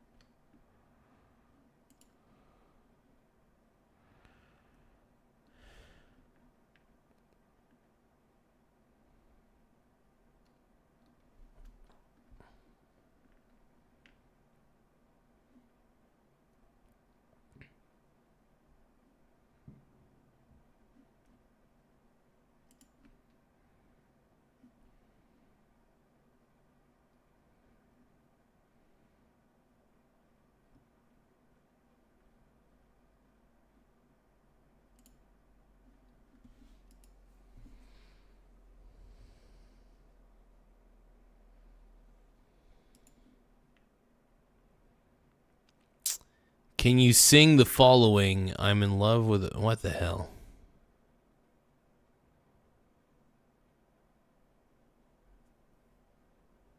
What the heck? Vance is saying I'm judging. I have the chat logs right here. Why don't you take a seat over there? Ghost Dog OG says mucho gusto. Milamo Bradley. Oh God.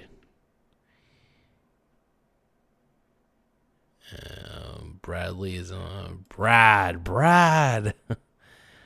We need the Brad. We need Brad. Dude, Brad, come on out, man. I wonder if Brad's lurking, dude. Brad, if you're lurking, quit jerking your gherkin. Stop lurking. Quit gooning. We need you back we need you back, Brad. We need you back. Brad, I need the fatty head rolls, dude. I gotta do the fatty head rolls, man.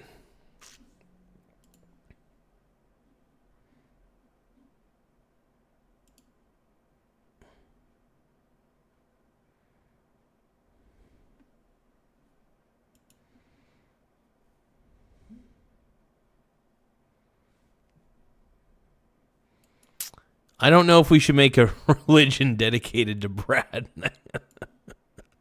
I just loved his poor spelling in the fatty head rolls comments. I thought those were funny, even though it was saying fatty head rolls, but I know what he was trying to say.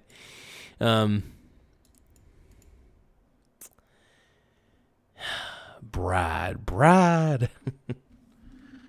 The GOAT, dude. We all know that Brad's the GOAT.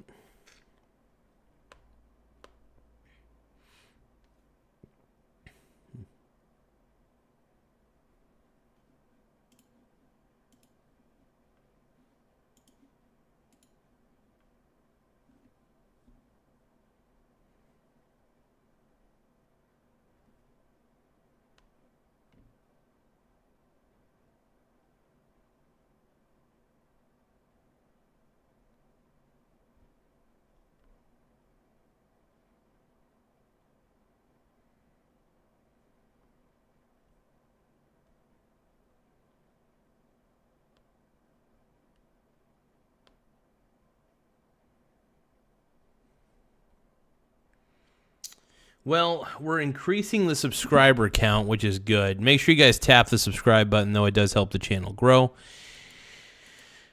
Let's see.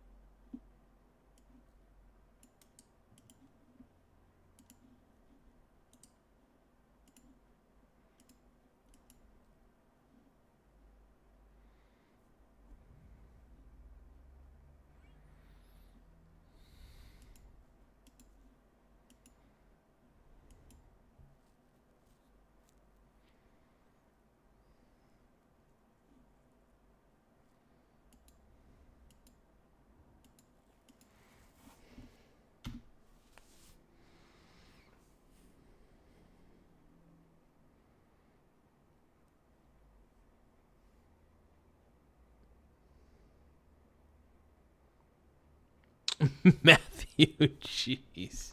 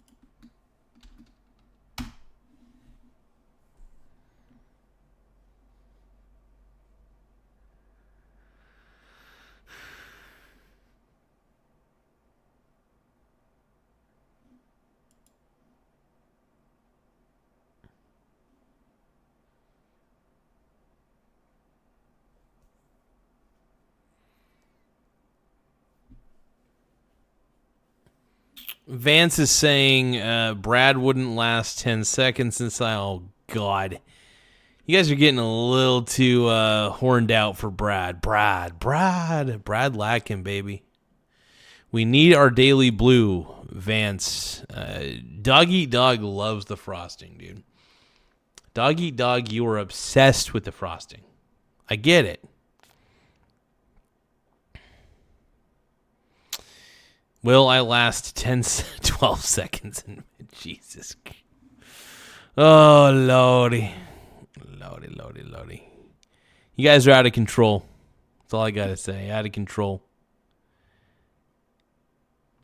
All y'all is out of control.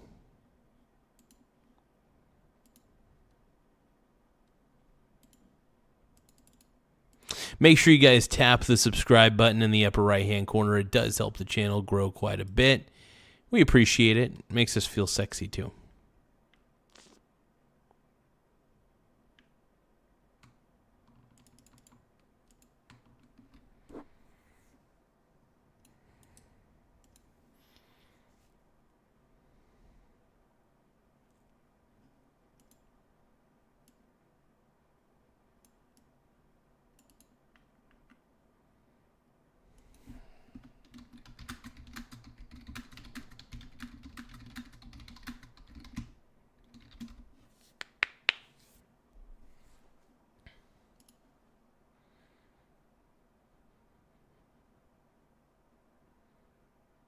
Vance is saying, like the lack of blue, Mr. Garza is playing hard to get with me.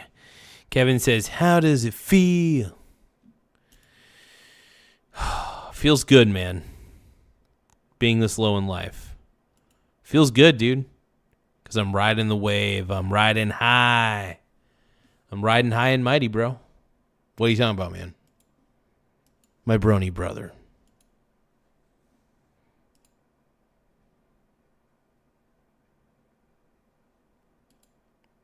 My Gooner Brony brothers. It is I, Michael G. You're all gooning.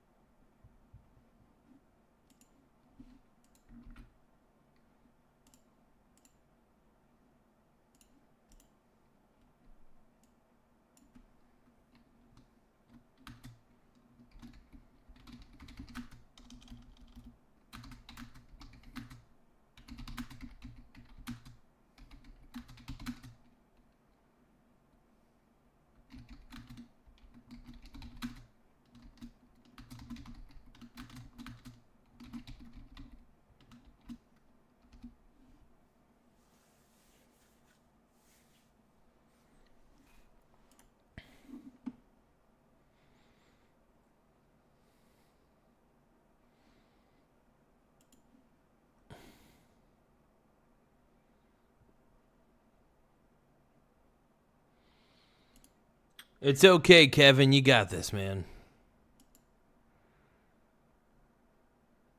Can I cripple? No, I don't think so. At least not that I could do.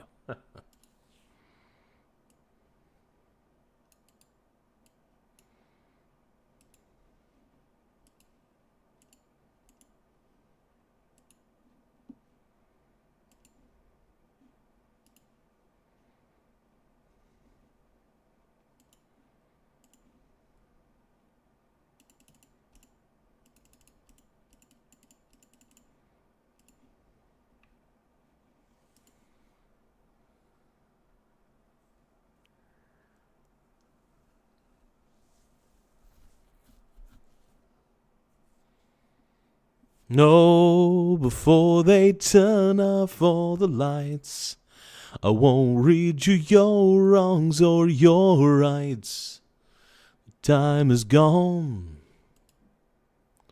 Folded your clothes on the chair. Won't you be well, don't be scared. The time is gone. That's a good song, man. But yeah, dude. We're all bronies here. We're all bronies. We are Brony Brothers, and we're rocking it on down the street. And we're gonna get down all day. 'Cause we the Brony Brothers. And we rockin' tonight. We're the Brony Brothers. And we're gonna make your pussy tight. And we're gonna make your pussy tight. 'Cause we're the Brony Brothers. We're the Brony Brothers. We're gonna make your pussy feel tight.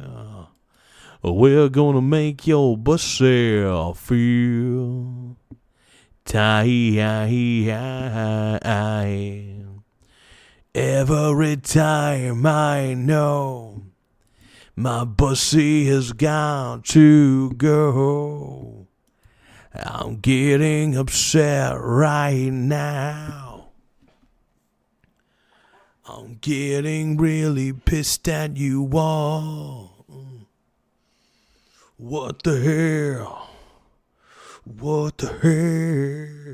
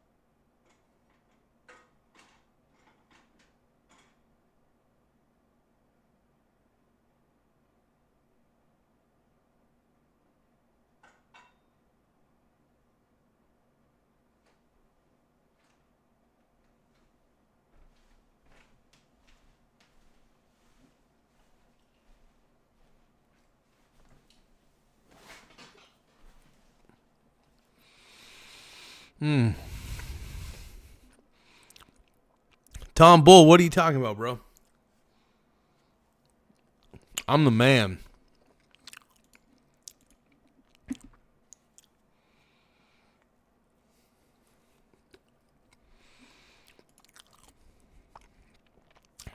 Dog eat dog thinks I'm cool.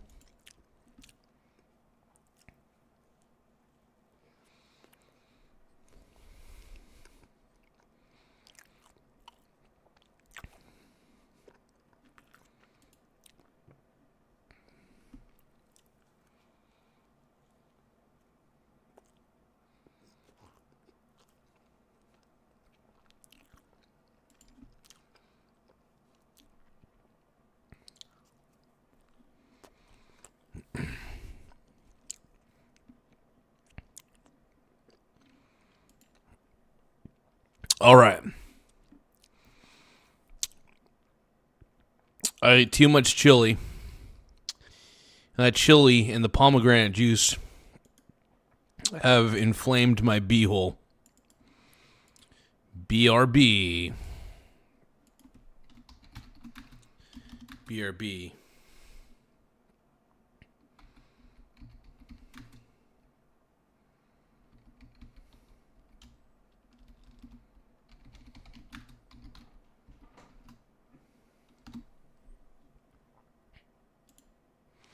Chris likes the streams without the frosting, but BRB toilet time. One moment.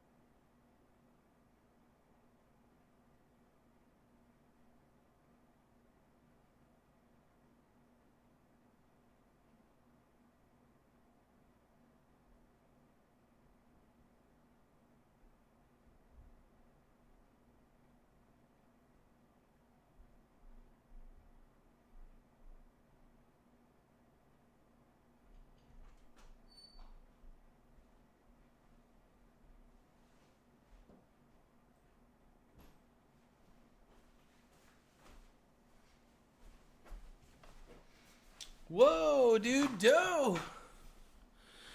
Doe just sent a lot of happy poop yum yums. Doe, dude, hold on, I missed out on a lot of the chat. So let's see. Give us a video. Dim. Type 2. I'll try that again later. Yes. Why play games of food? Can I? Doe says, I estimate and approximate Garza being in the bathroom when joining the chat. Doe, thank you for the happy poop, yum yum. Another happy poop. Dude, we got 3 happy poop yum yums. 4, 5, 6 happy poop yum yums. 7, 8, 9, 10. Oh, hold on. 10. 9 happy poop yum yums. And 1 thumbs up. Hell yeah. Ghost Dog OG says, WTF. Doe, thank you, John Doe. I appreciate the happy poop yum yums. I love the happy poop yum yums. That's what I'm all about, dude. That's what I'm all about. This is me. But happy poop yum yum. Happy poop yum yum. Happy poop, happy poop, happy poop yum yum. Yum yum. Take it as it is.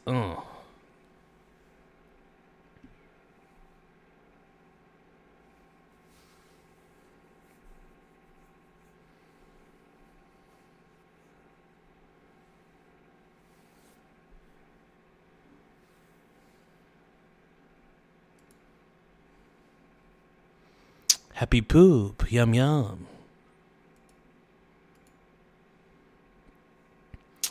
Anybody want to give me happy poops?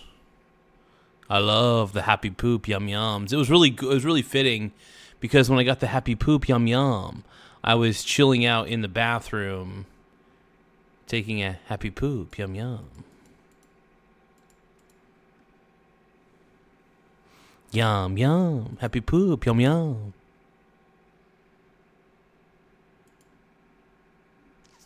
But what's going on, my brony baloney brothers? Hello. I'm your host, Mike Hansen, Dateline NBC. We're ready for you.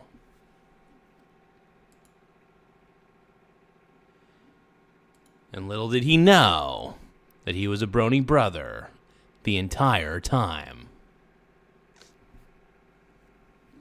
What are you doing here?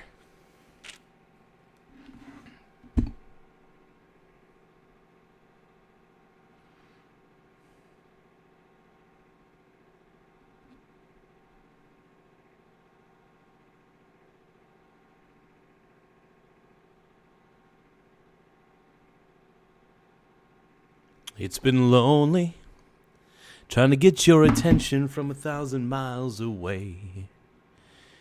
Only, always overthinking the worst possibility. And we both know, in between you and me, there's an ocean. Cast away in a sea and it's frozen. All I need is a little warmth. Without your arms around me, without you on my skin, without you on my body, I'm sorry. I don't mean to be desperate and pretend that I'm not torn. But I don't want to let go of the things that keep me warm. Without you, I'm just cold.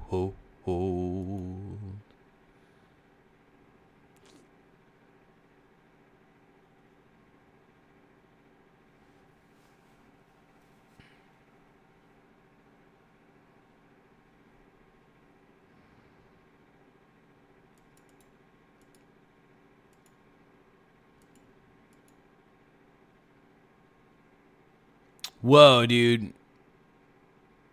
What are you talking about, my brony brother? Happy poop, yum yum. Happy poop. What Zach does?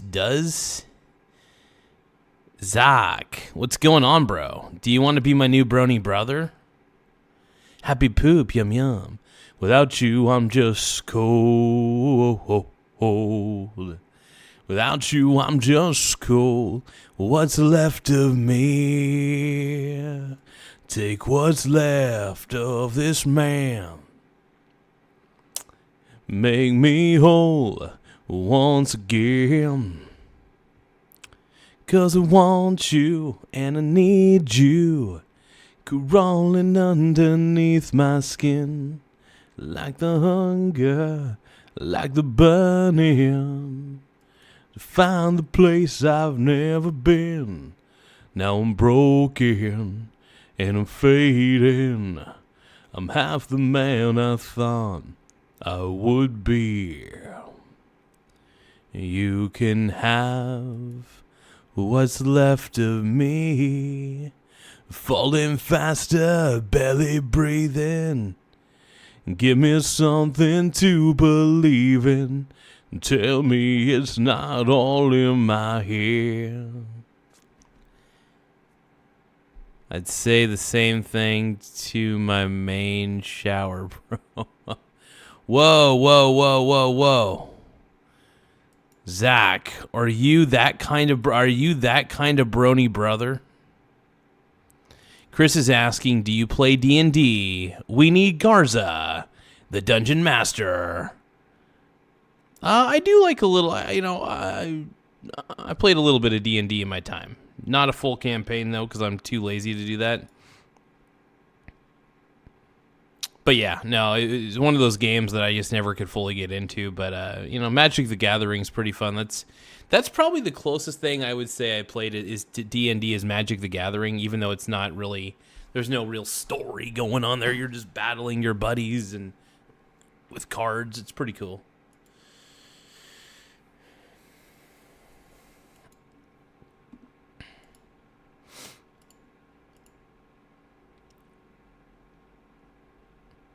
Happy poop, yum yum.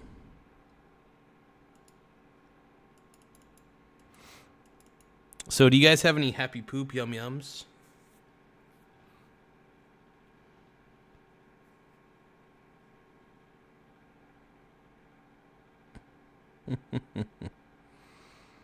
That's it, man. You need my brony brothers.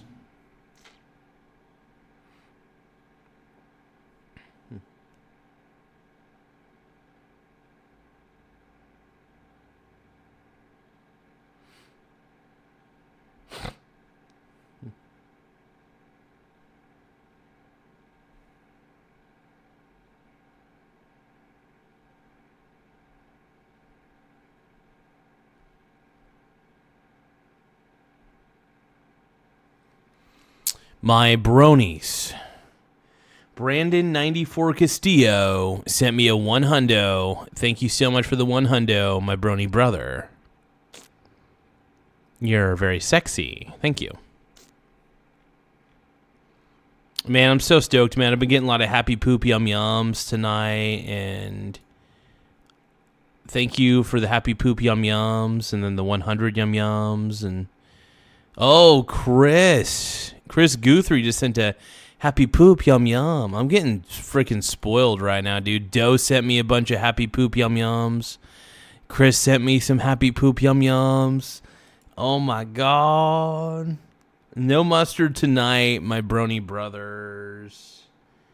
I am sorry I let you all down. Oh my god, Brandon Castillo sent a happy poop yum yum. Everybody's sending me happy poop yum yums. I love it, dude. Thank you, my brony brothers, for sending the happy poop yum yums. Yum yum. Everybody's coming in the clutch with the happy poop yum yums, dude. This is a Michael Garza Thanksgiving. A Michael Garza Thanksgiving consists of lots of happy poop yum yums, and it's awesome. Happy poop gifts, dude. Happy poop yum yum. Yum yum.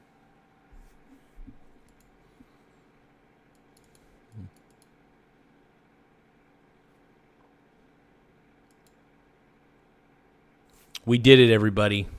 Thank you, Brandon. Thank you, Chris.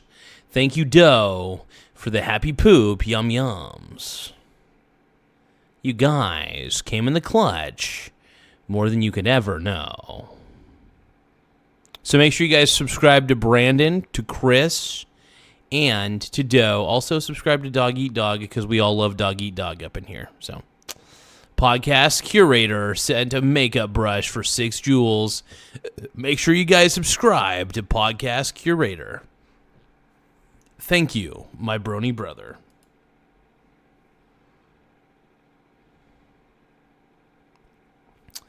Chris Guthrie says, so much football, Thursday to Sunday. Yep. I'm excited about it, man. I love football. And also my fantasy lineup is looking pretty darn sexy. Lots of goodness there.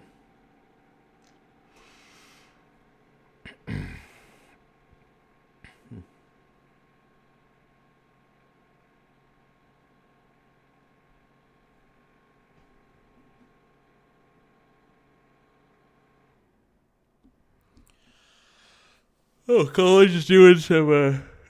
I love it when college game day, man. College football kind of sucks sometimes.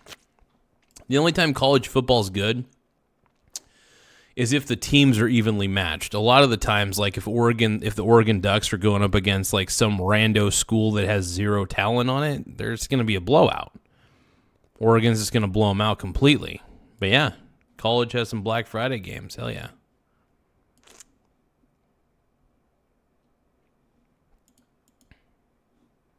Happy poop, yum yum. Happy poop, yum yum.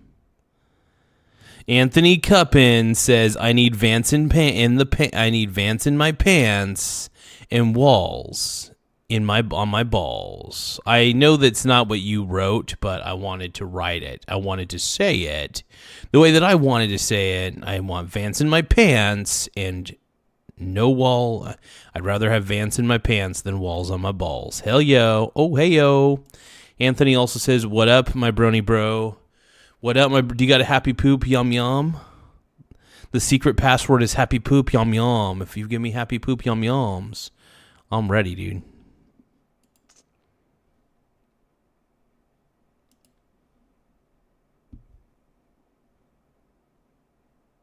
Happy poop, yum yum. Close enough, exactly. I love you, John Doe. You're the man. You're the effing man.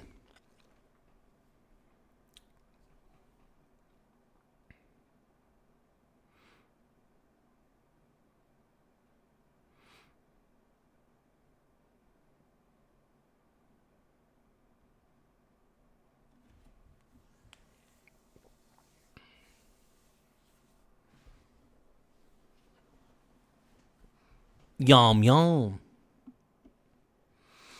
What up, my brony bro? Happy poop, yum yum.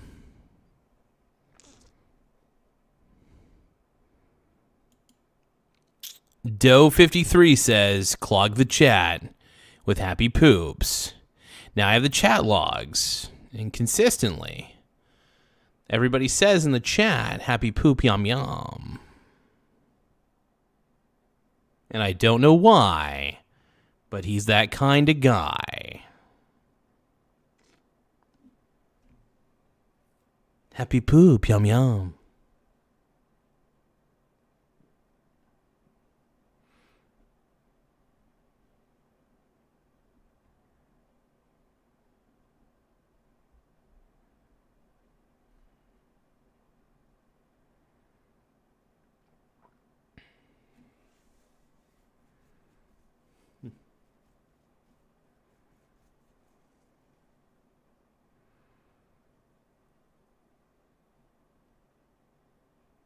Yeah, I'm pretty stoked I got Joe Burrow, man. I'm excited. Oh, Caveman Loves Smoke sent a happy poop, yum yum. Thank you so much, Caveman Loves Smoke. I appreciate you, brother. That's awesome. Everybody's hooking a brother up. Hell yeah, dude. Thank you.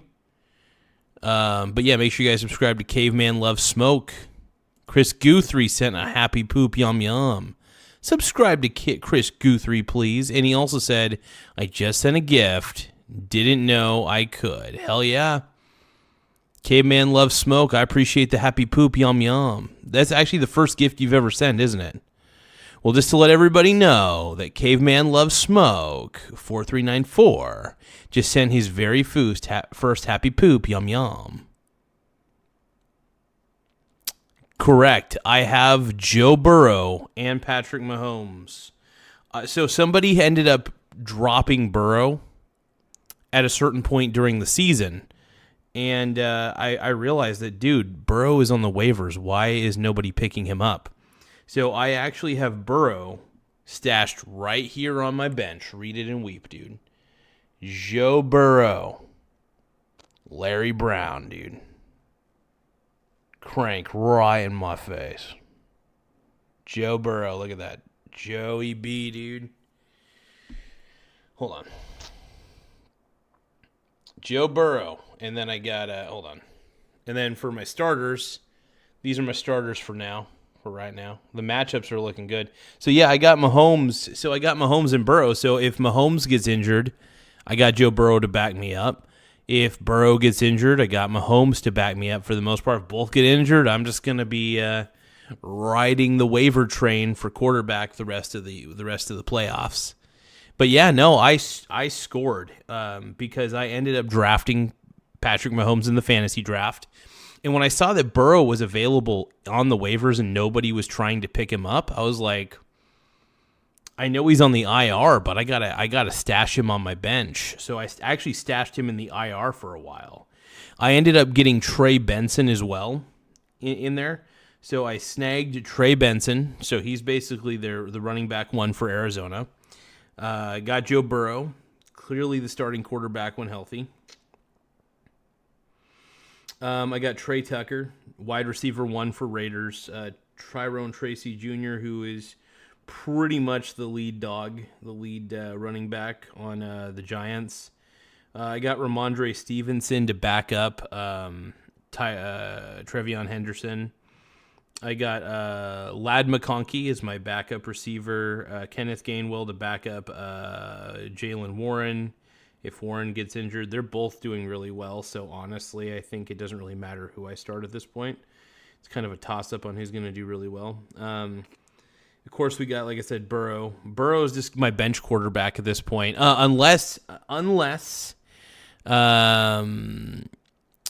yeah, I like the fact that I do have an IR spot in this league, which is fantastic. So I was able to stash Burrow on the IR.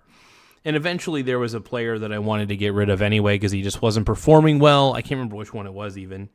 But either way, I have a very stacked... So what I do throughout the year, every time I play fantasy in a league, I do everything in my power to stack my bench full of wide receivers and running backs. Like really good receivers, really good running backs. Like the kind that if push comes to shove, I could put him in any position. So... yeah, my starting lineup is Patrick Mahomes, Trevion Henderson, Jalen Warren, Jamar Chase, Justin Jefferson, Trey McBride, Rashee Rice, Texans defense special teams, and I think, what's his name? Tyler Loop, the kicker for Baltimore. So this is, honestly, I'm pretty damn certain that I have the best lineup in the fantasy league that I'm in. I feel like I'm in the most ideal position overall when it comes to like the fantasy league.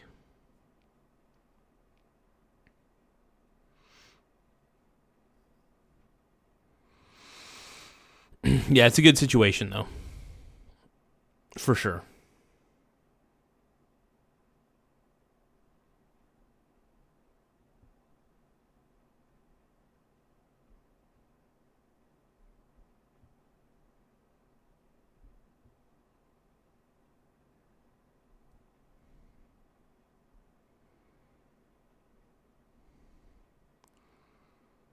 Misfit Child is asking, do I want to make $100? All right, well, no promises, but what would I have to do for $100? What would I have to do for $100 super chat? I'm not saying I'm gonna do it, but I am curious. As Quark once said in Star Trek Deep Space Nine, Every man has his price.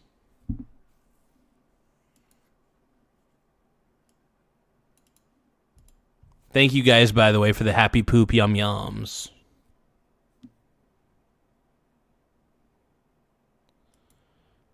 Chris says you should start looking at playoff matchups. Yeah. So I know I'm the number one seed in my league currently. Now, I may end the season at number 2 depending on how this particular matchup rolls out. But yeah, so I'm either going to end the season in first place or second place in the rankings. So I'd prefer to be first place because I'd rather go up against the 4th best team. Granted, I hope it's an easy situation.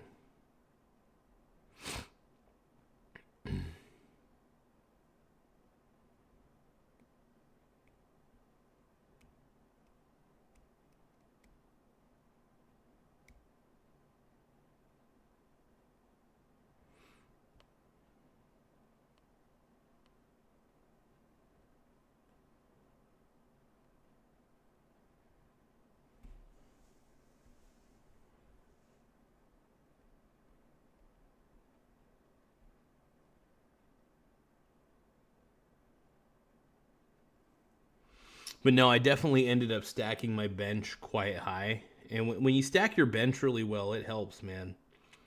I got a lot of good running. I got my running back handcuffs, which is good.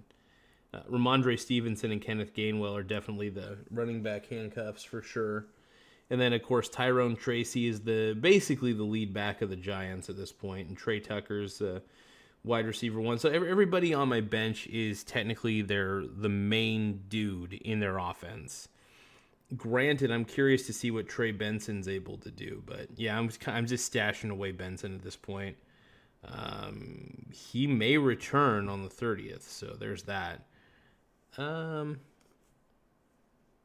yeah, I stacked the bench pretty high, and yeah, it's looking like I'm pretty good for bench players overall.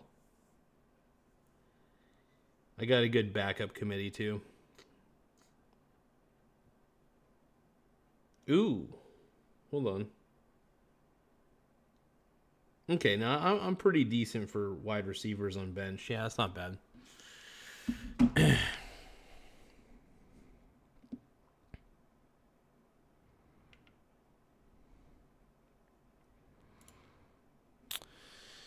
Doe is asking, how was fantasy football played before the internet? Because it's been around a long freaking time. Like Texans play Chargers in your maybe championship round. Yeah.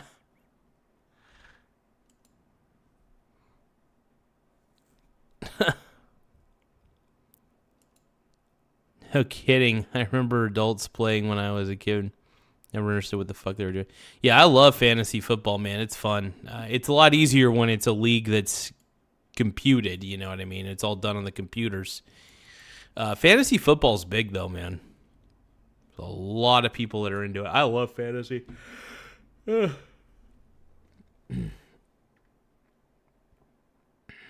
always make sure that I join Slack's league every time.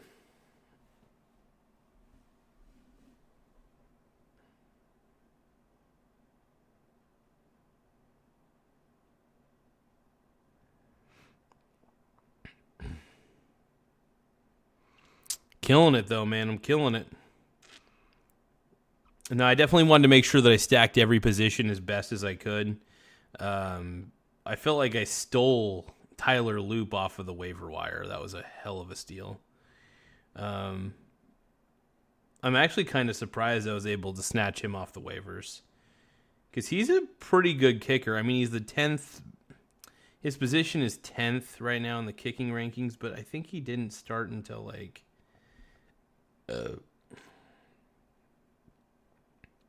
No, he's been kicking most of the year. Never mind.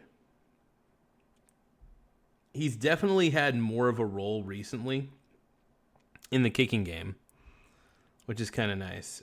He seems like he's a pretty accurate kicker. He's going up against Cincinnati this week, which is really cool. I really, whenever I have kickers in my lineup, I do it primarily based on like who they're playing against. If the team they're playing against has a horrible defense, like the Bengals, yeah, I definitely want to have the kicker that's going up against the Bengals for sure, because they're always probably going to be in the red zone every single time because the Bengals defense sucks.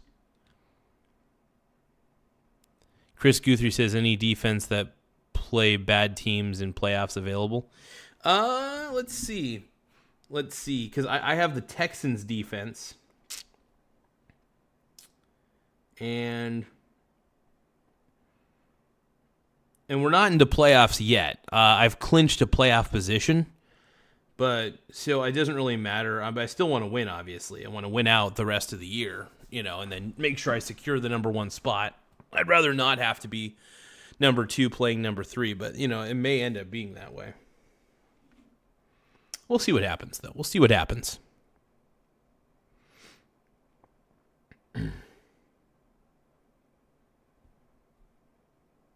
Oh, the Rams defense is available.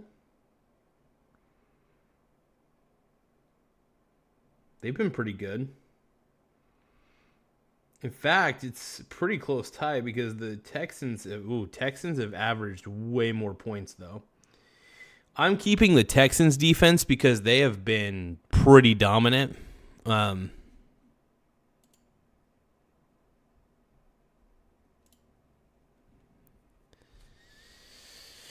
yeah, man.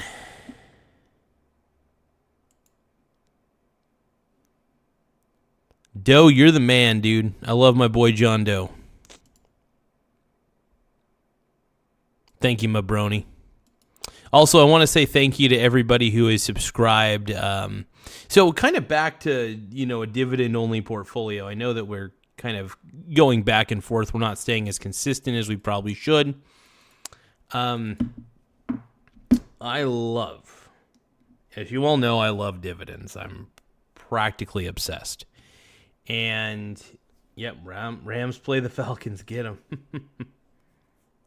Falcons, I don't think have been that great this year as far as that. I haven't really kept up with the Falcons, but my goodness, man.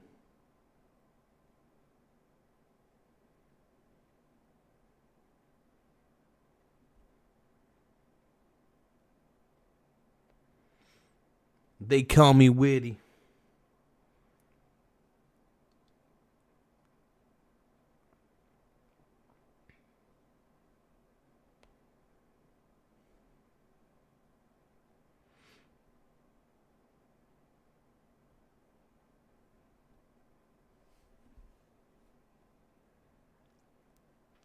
I'm excited, though. This week I should be able to dominate.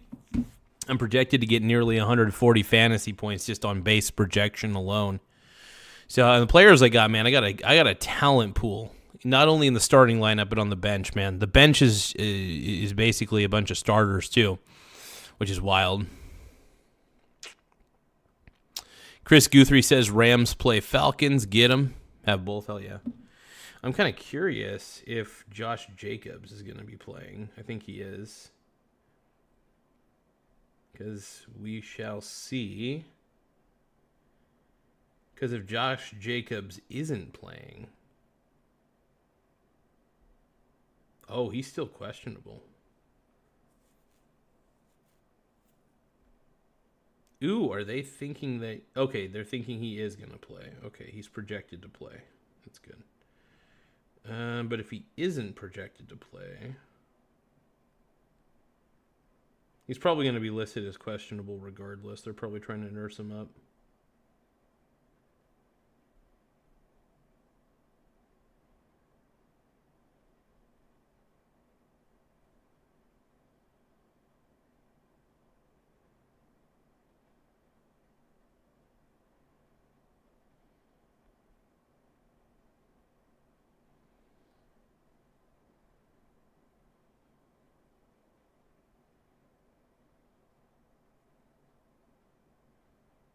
Well, Rams have both, yep. I will say that I'm glad that I got Burrow. I'm very stoked that I was able to pick up Burrow, though, because normally it's pretty rare for me to have a backup quarterback in fantasy. But when I saw that Joe Burrow was available, even though he was still on the IR, I was like, dude, you kind of have to have that bench position open, because what's great about having Joe Burrow and Patrick Mahomes is depending on the matchup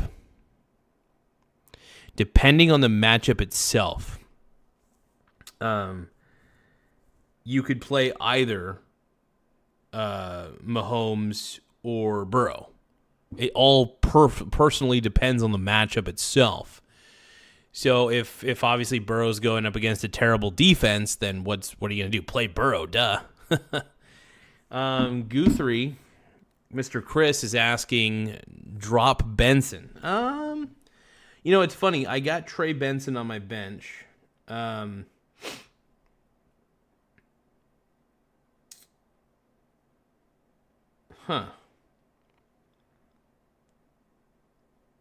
mean, I'm not starting him by any means, so I see, from what the reports say, it looks like Benson's going to be healthy for the most part. Now, of course, Arizona could opt to just sit him the rest of the year. We're still not sure Benson's status fully.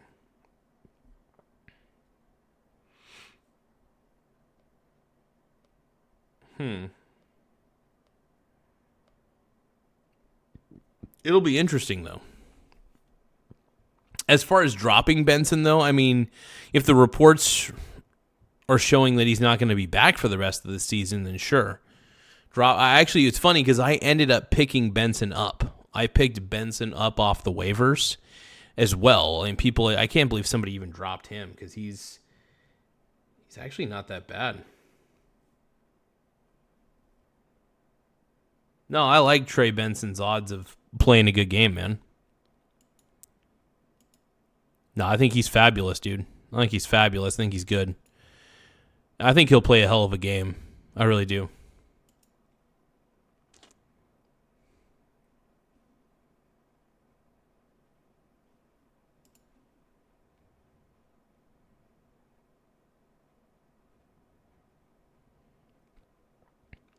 Yeah, no. So, and here's the thing. I have Rashee Rice in the flex position, right? So my wide receivers are Jamar Chase, Justin Jefferson, those two in the two wide receiver slots. And then in the flex slot, I got Rashee Rice. Tight end, of course, I've got Trey McBride. I mean, I fucking scored. It's funny, during the fantasy draft, I went after wide receivers first. That was my main thing. I went after every wide receiver I could to fill the two wide receiver slots and the flex slot, right? Because I consider flex just another wide receiver slot, right? Unless it's not, because obviously you could put a running back in the flex. But the irony was I was planning on stacking my bench with wide receivers. I ended up stacking my bench with decent running backs off of waiver wire hunting. It was good. I'm really happy that I lost a few games early on. I lost 2 games very early in the season.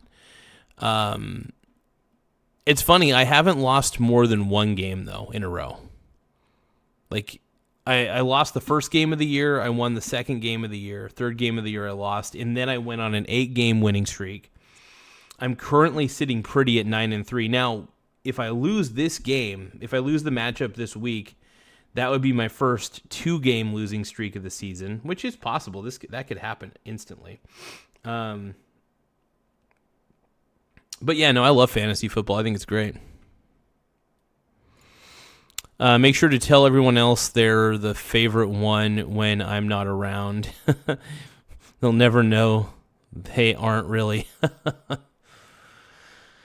Or one of your wide receivers. Let's see. Chris is saying, or one of your wide receivers, you have a good squad. Yeah, but I'd rather have Bijan and Jameer. Yeah, here's the thing, man. I don't trust running backs because there's a lot of talented running backs, obviously, but the problem with running backs is they have a higher chance of getting hurt. So the goal should be, in theory, to try to focus on wide receivers first for the first 3 picks. So here's my fantasy draft strategy. In any league, I think it works. Unless everybody's copying you, then that kind of sucks. If everybody's trying to copy your strategy. So my goal in any fantasy draft is to go for 3 wide receivers. First 3 rounds, wide receiver, wide receiver, wide receiver. Got it? Fourth round is a little bit of a toss-up, and I'll tell you why. Because there's a few possibilities that linger out there. You could have the opportunity to get a stud tight end. Like I managed to steal Trey McBride. I stole him off. I can't remember. I think I got him in the. Actually, I could see when I drafted him. I think I got him in the. Did I get him in the 4th round? I think I got Trey McBride in the 4th round. Or the 5th. 43rd. Yep, so I drafted Trey McBride. 12, 24, 36, 48. Yes. So I ended up getting Trey McBride in the 4th freaking round. Unreal. I got Justin Jefferson, which was insane, by the way. As the night, I drafted him 19th. I drafted Jamar Chase 6th and 19th. I still couldn't believe I got Justin Jefferson where I got him. That was what blew my mind the most. And then who else? Oh, yeah, and I also got... I think I drafted Ladd McConkey a little too early, if I'm going to be honest. But he's been decent. He's been pretty good. So I drafted Ladd McConkey 30th. He was my 30th pick. But, yeah, getting Trey McBride was a godsend because he was a 4th-round pick. So because I got Trey McBride, and then I got Patrick Mahomes, and then from there, that's when I started picking running backs. And then when I picked running backs, I didn't have like the greatest amount. I didn't have the greatest pool of running backs to choose from, but I was able to get Jalen Warren.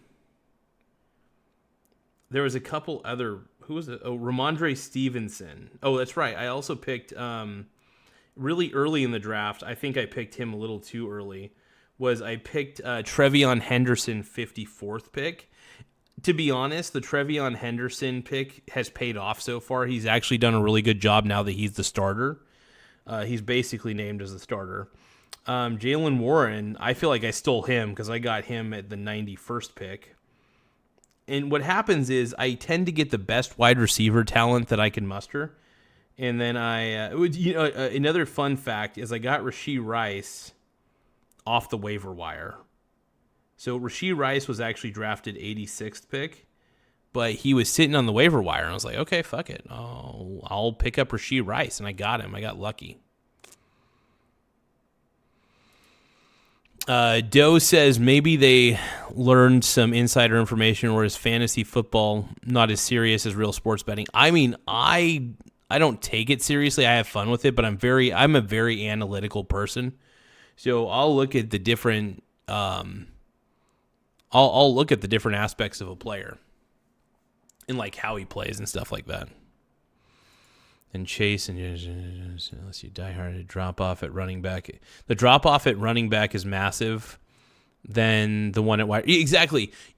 When you pick a wide receiver, you usually know what they're capable of, right? You like if I get Jamar Chase and Justin Jefferson, I know they're going to be the number one option in their offense.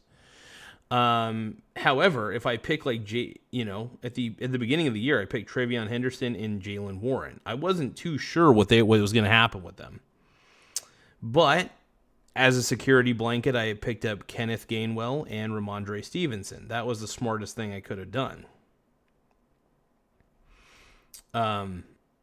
Having Kenneth Gainwell though, and having Ramondre Stevenson as an insurance policy is good, because if Jalen Warren gets injured, I've got Kenneth Gainwell. If Trevion Henderson gets injured, I've got Ramondre Stevenson. That's a big deal. And then also, like I said, I got Tyrone Tracy Jr. sitting on my bench, and Trey Tucker, and Ladd McConkey. I got Trey Benson as well. Hopefully he gets healthier. We don't know. But Trey Benson, when healthy, is going to be the lead stud, supposedly, on the Cardinals. So that's all she wrote there.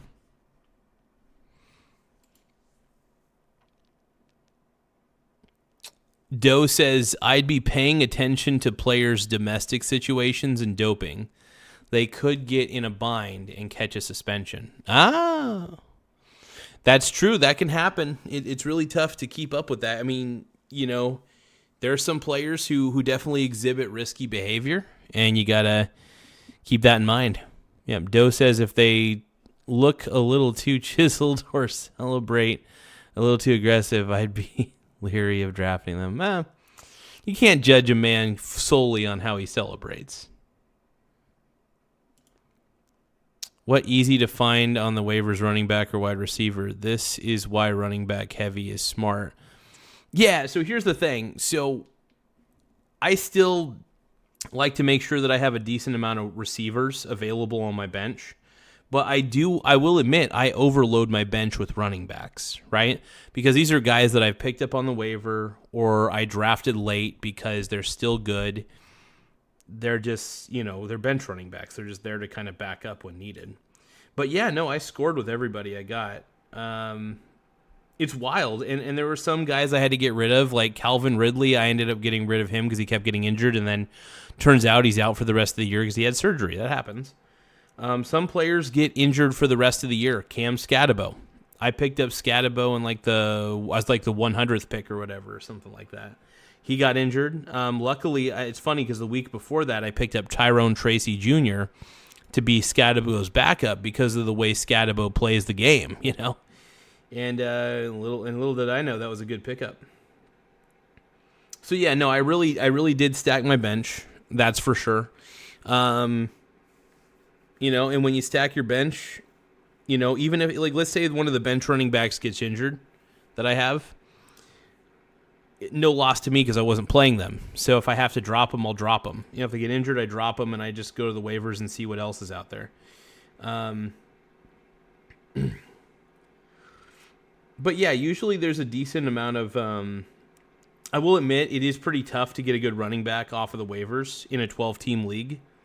I've actually had a lot of problems trying to get that to work. So another reason why you want to stack up on running backs on your bench in a 12-team league is because running back on the waivers can actually be pretty scarce, and even wide receivers. So this is one of the reasons why in fantasy I tend to stack my bench so heavily and my starting lineup. I like to make sure that I have the best receivers. I want to make sure I have the best running backs. Maybe not the best. What's funny is I tend to collect the middle of the road running backs, right? So in fantasy, I am drafting the best wide receivers possible early. My 3 first picks are wide receivers. Straight up, no ifs, ands, or buts about it. I don't pick a running back in the first 3 rounds. It has to be a major exception for me to pick a running back in the first 3 rounds. Definitely not. The first 2 picks are definitely receivers.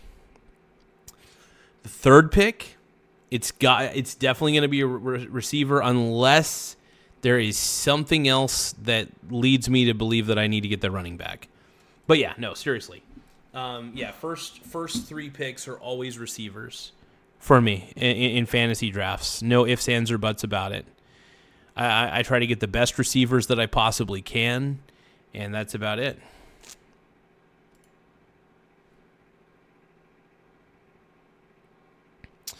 Doe says, so things like injury history and years playing professionally, agent. Yes, that actually was one of my major considerations because one of my major philosophies in fantasy football is availability is the best ability. So it's funny because I ended up creating a do not draft list. I even had ChatGPT help me with this list. So I consider in fantasy football a do not draft list to be very important. Also, it's a good idea to make a list of the guys that you do want to draft. Keep that in mind. But the reason a do not draft list is important is you want to make sure that you're staying away from the guys who are most likely to get injured because they have an injury history. For example, there was Christian McCaffrey was on my do not draft list, straight up. C-Mac, seriously, Christian McCaffrey was definitely on my do not draft list. I do not want to have... I love C-Mac. I think he's a great player. But, like, he was without a doubt on my do not draft list on there. And I felt like that was the right move. Completely. I just think that there are some guys who... the way they play... Well, I love the way C-Mac plays, actually. He's a fantastic dude. He's a fantastic running back, man. But there's just some guys, the way they play, I just don't trust them for the long term on there.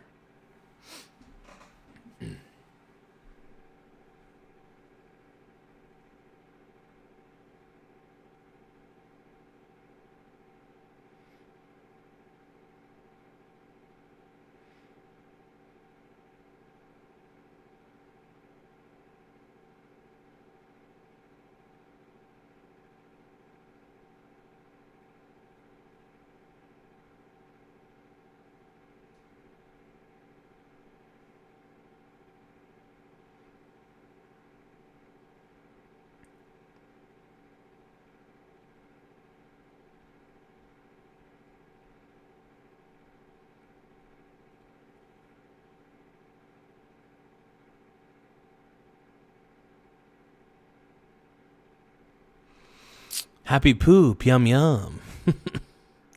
Happy poop, happy poop, happy poop, yum yum. But yeah, they're no Chris Guthrie. They're a liability. So no. So Christian McCaffrey just has an injury history. I just don't. And he's a great running back. No, but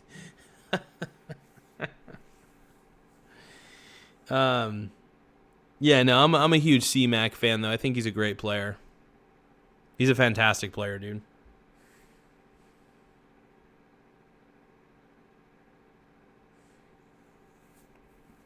My problem is he does have an injury history, though. And here's the thing. Like I said, I deliberately, in fantasy football drafts, go for wide receivers first. They have less injury risk because of the position they play. Now, granted, they could have injury history depending, on a few things. So always still check their injury history anyway.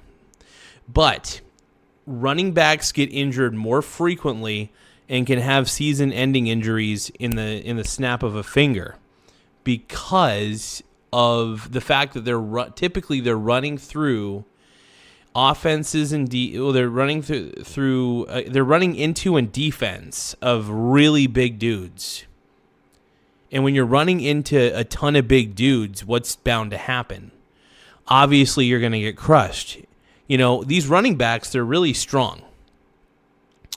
But because of the position they play, they are more likely to get injured. So if you're playing fantasy football, I think that you should always draft, depending on the type of league that you're in, I think you should always draft wide receivers first. I think it makes most sense. And sometimes running backs, they might end up in a timeshare depending on what happens throughout the season.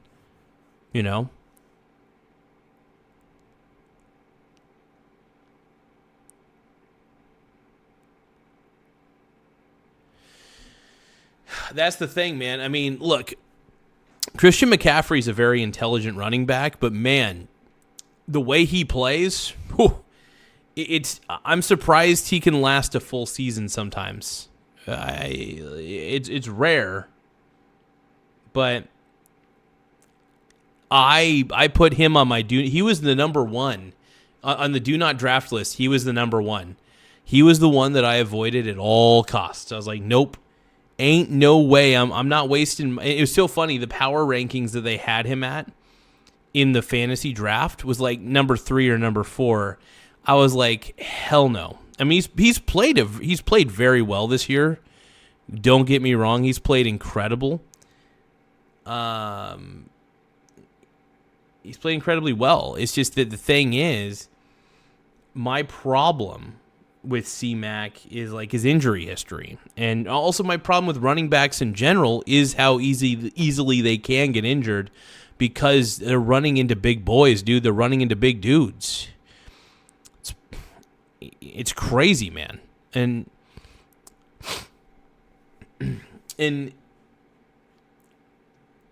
granted, this is why I can't in good conscience take the this is why I only get middle of the road running backs, right? So what was great was I snabbed a lot of great receivers early in the fantasy draft.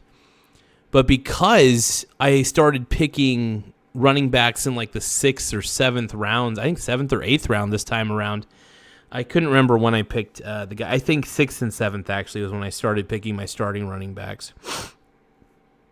But it was the smartest thing I could do. Yeah, so I really scored. I really scored on a lot of the running backs that I got because I got them in later rounds.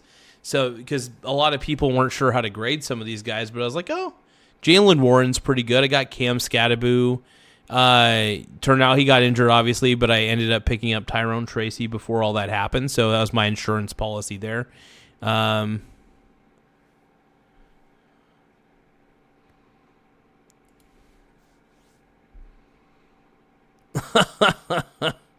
That's funny.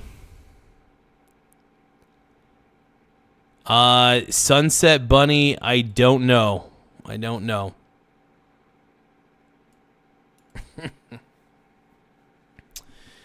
You guys are killing me here. Make sure that you guys don't forget the happy poop yum yums. Don't forget the happy poop yum yums. Very important that you don't forget those. Super duper important. Happy poop yum yum. So, does anybody have any of the happy poop yum yum gifts? Any of the happy poop gifts? I have a desire. I have a need for happy poop yum yum. Oh yeah, yeah. Oh my God. OMG.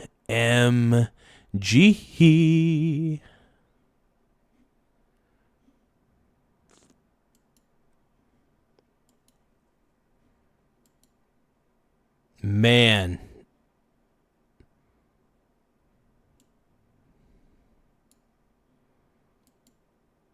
My life is brilliant. My love is pure. I saw an angel. Of that I'm sure. Doe 53 sent a happy poop yum yum. Happy poop yum yum. Happy poop yum yum. Happy poop, happy poop, happy poop yum yum.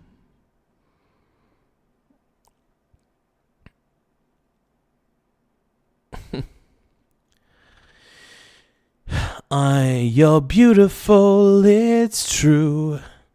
I love happy poop yum yum. I love happy poop yum yums. Thank you so much, Doe53. Make sure you guys subscribe to @Doe53. Once again, make sure you guys subscribe to @Doe53, DOE53, because Doe has been awesome. He's been giving me the happy poop yum yum. I saw your face in a crowded place, and I don't know what to do, 'cause I'll never be with you. La da da da, da da da da, da da da da da.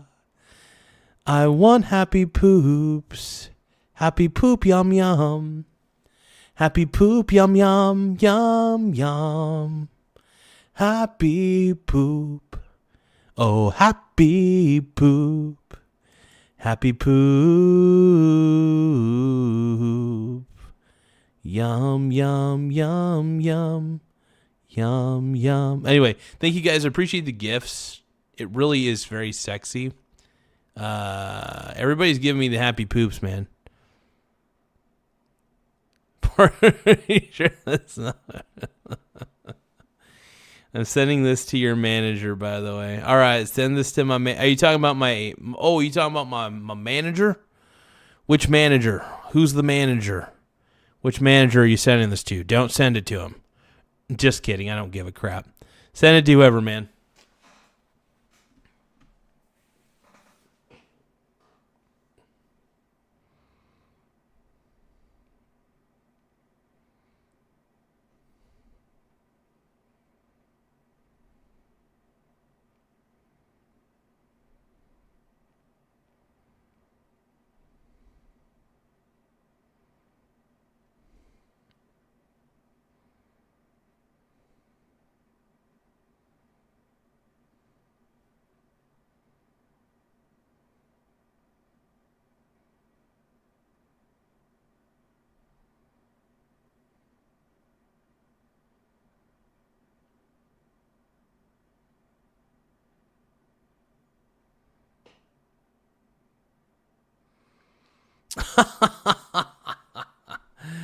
Chris Guthrie says, is asking, does the Asian woman giving it this much?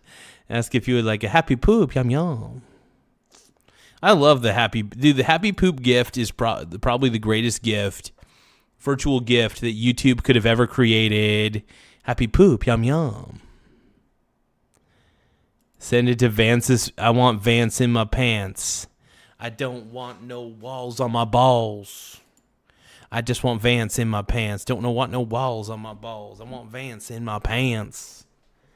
I want Vance in my pants. He makes me go crazy. I want Vance in my pants.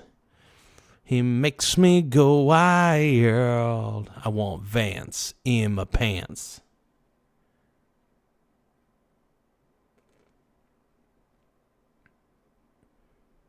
Happy poop.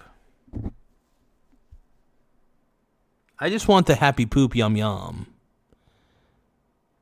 Happy poop yum yum. I just want the yum yums. Come on, man. Does anybody out there have any happy poops? Happy poop yum yums. I have desires. I have needs. I can't believe Van Patten prefers... how did that line go? I can't believe Van Patten prefers Bryce's happy poop to mine. Let's see Paul Allen's happy poop. I want to see Paul Allen's happy poop, yes.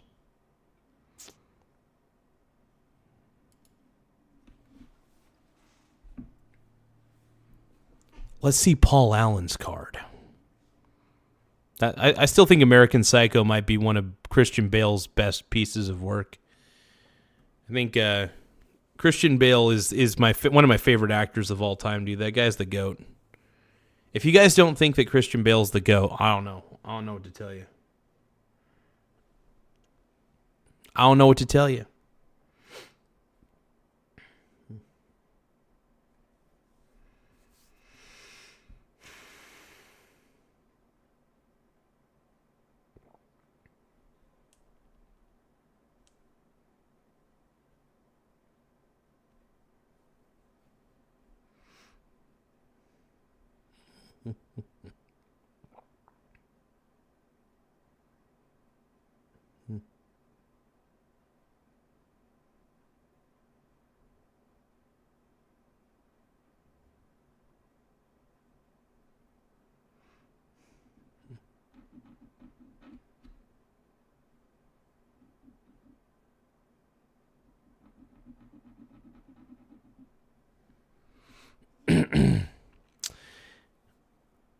Hey, Sunset Bunny, make sure that are you subscribed to the channel, by the way? Make sure that you subscribe to the channel. We do talk about finance primarily. Now, right now, I am talking about the happy poop yum yums, but typically I talk about, like, you know, we're just talking about at the very beginning of the show, dividend-only portfolios. A dividend-only portfolio, I can't recommend it, obviously, but it's an interesting theory that I thought of. I'm pretty sure somebody else has thought of this too. But having a portfolio that consists of only ETFs and individual stocks that pay a dividend, which is kind of cool in a sense because you're getting consistent income through those dividends. And this is one of the reasons why I love real estate investment trusts so much, because they do appreciate in value, and they also, the dividends do tend to grow, which is very nice, by the way. I love it when the dividends grow.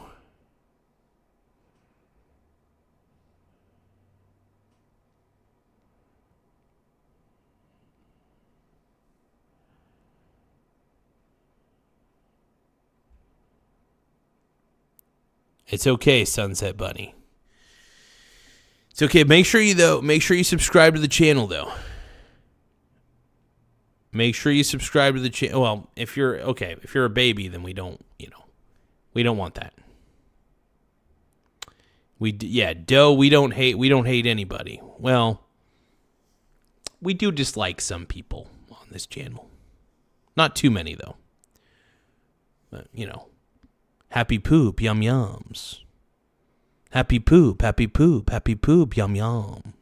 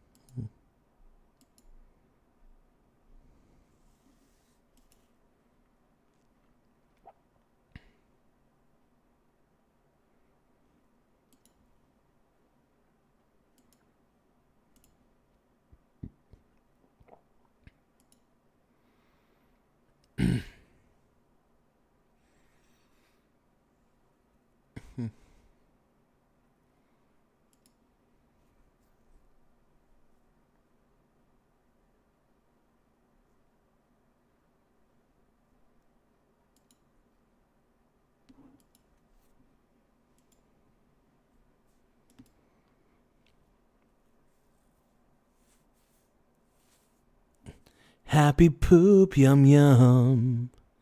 Happy poop, yum yum. Where did those happy poops go? I don't even know. Hell, I don't even know. Yeah.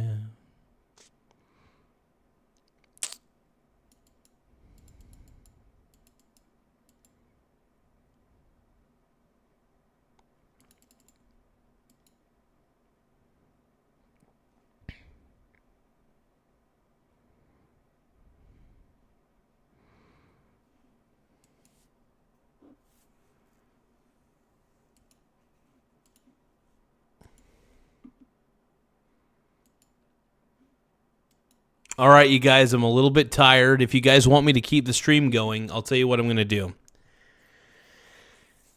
I'm going to do a 20-second countdown, okay? We have 20 seconds. Now, if I get virtual gifts, any sort of virtual gifts, it's got to be 10 joules or more. 10 joules or more for the virtual gift, by the way. We will add 30 seconds to the clock, right? And it could be super chats as well. Super chat will, for every $1 of the super chat, we'll add 30 seconds per $1. So ready? All right, let's go. 20, 19, 18, 17, 16, 15, 14, 13, 12, 11, 10, 9, 8, 7, 6, 5, 4, 3, 2. We're going to end the stream in one more second. 1. Half of a second. All right, so we just ended the countdown. The stream's going to end here in just a second, unless we'll give you guys just a few more seconds to put down the last-minute gifts or super chats. Happy poop yum yum. Okay, if you guys want me to stay on the stream longer, I can. But if we don't have any gifts or super chats, I'm going to have to hit the end stream. I'm going to hit the end stream button in 5, 4, 3, 2, 1. I'm hitting the end stream button right about now. Wow.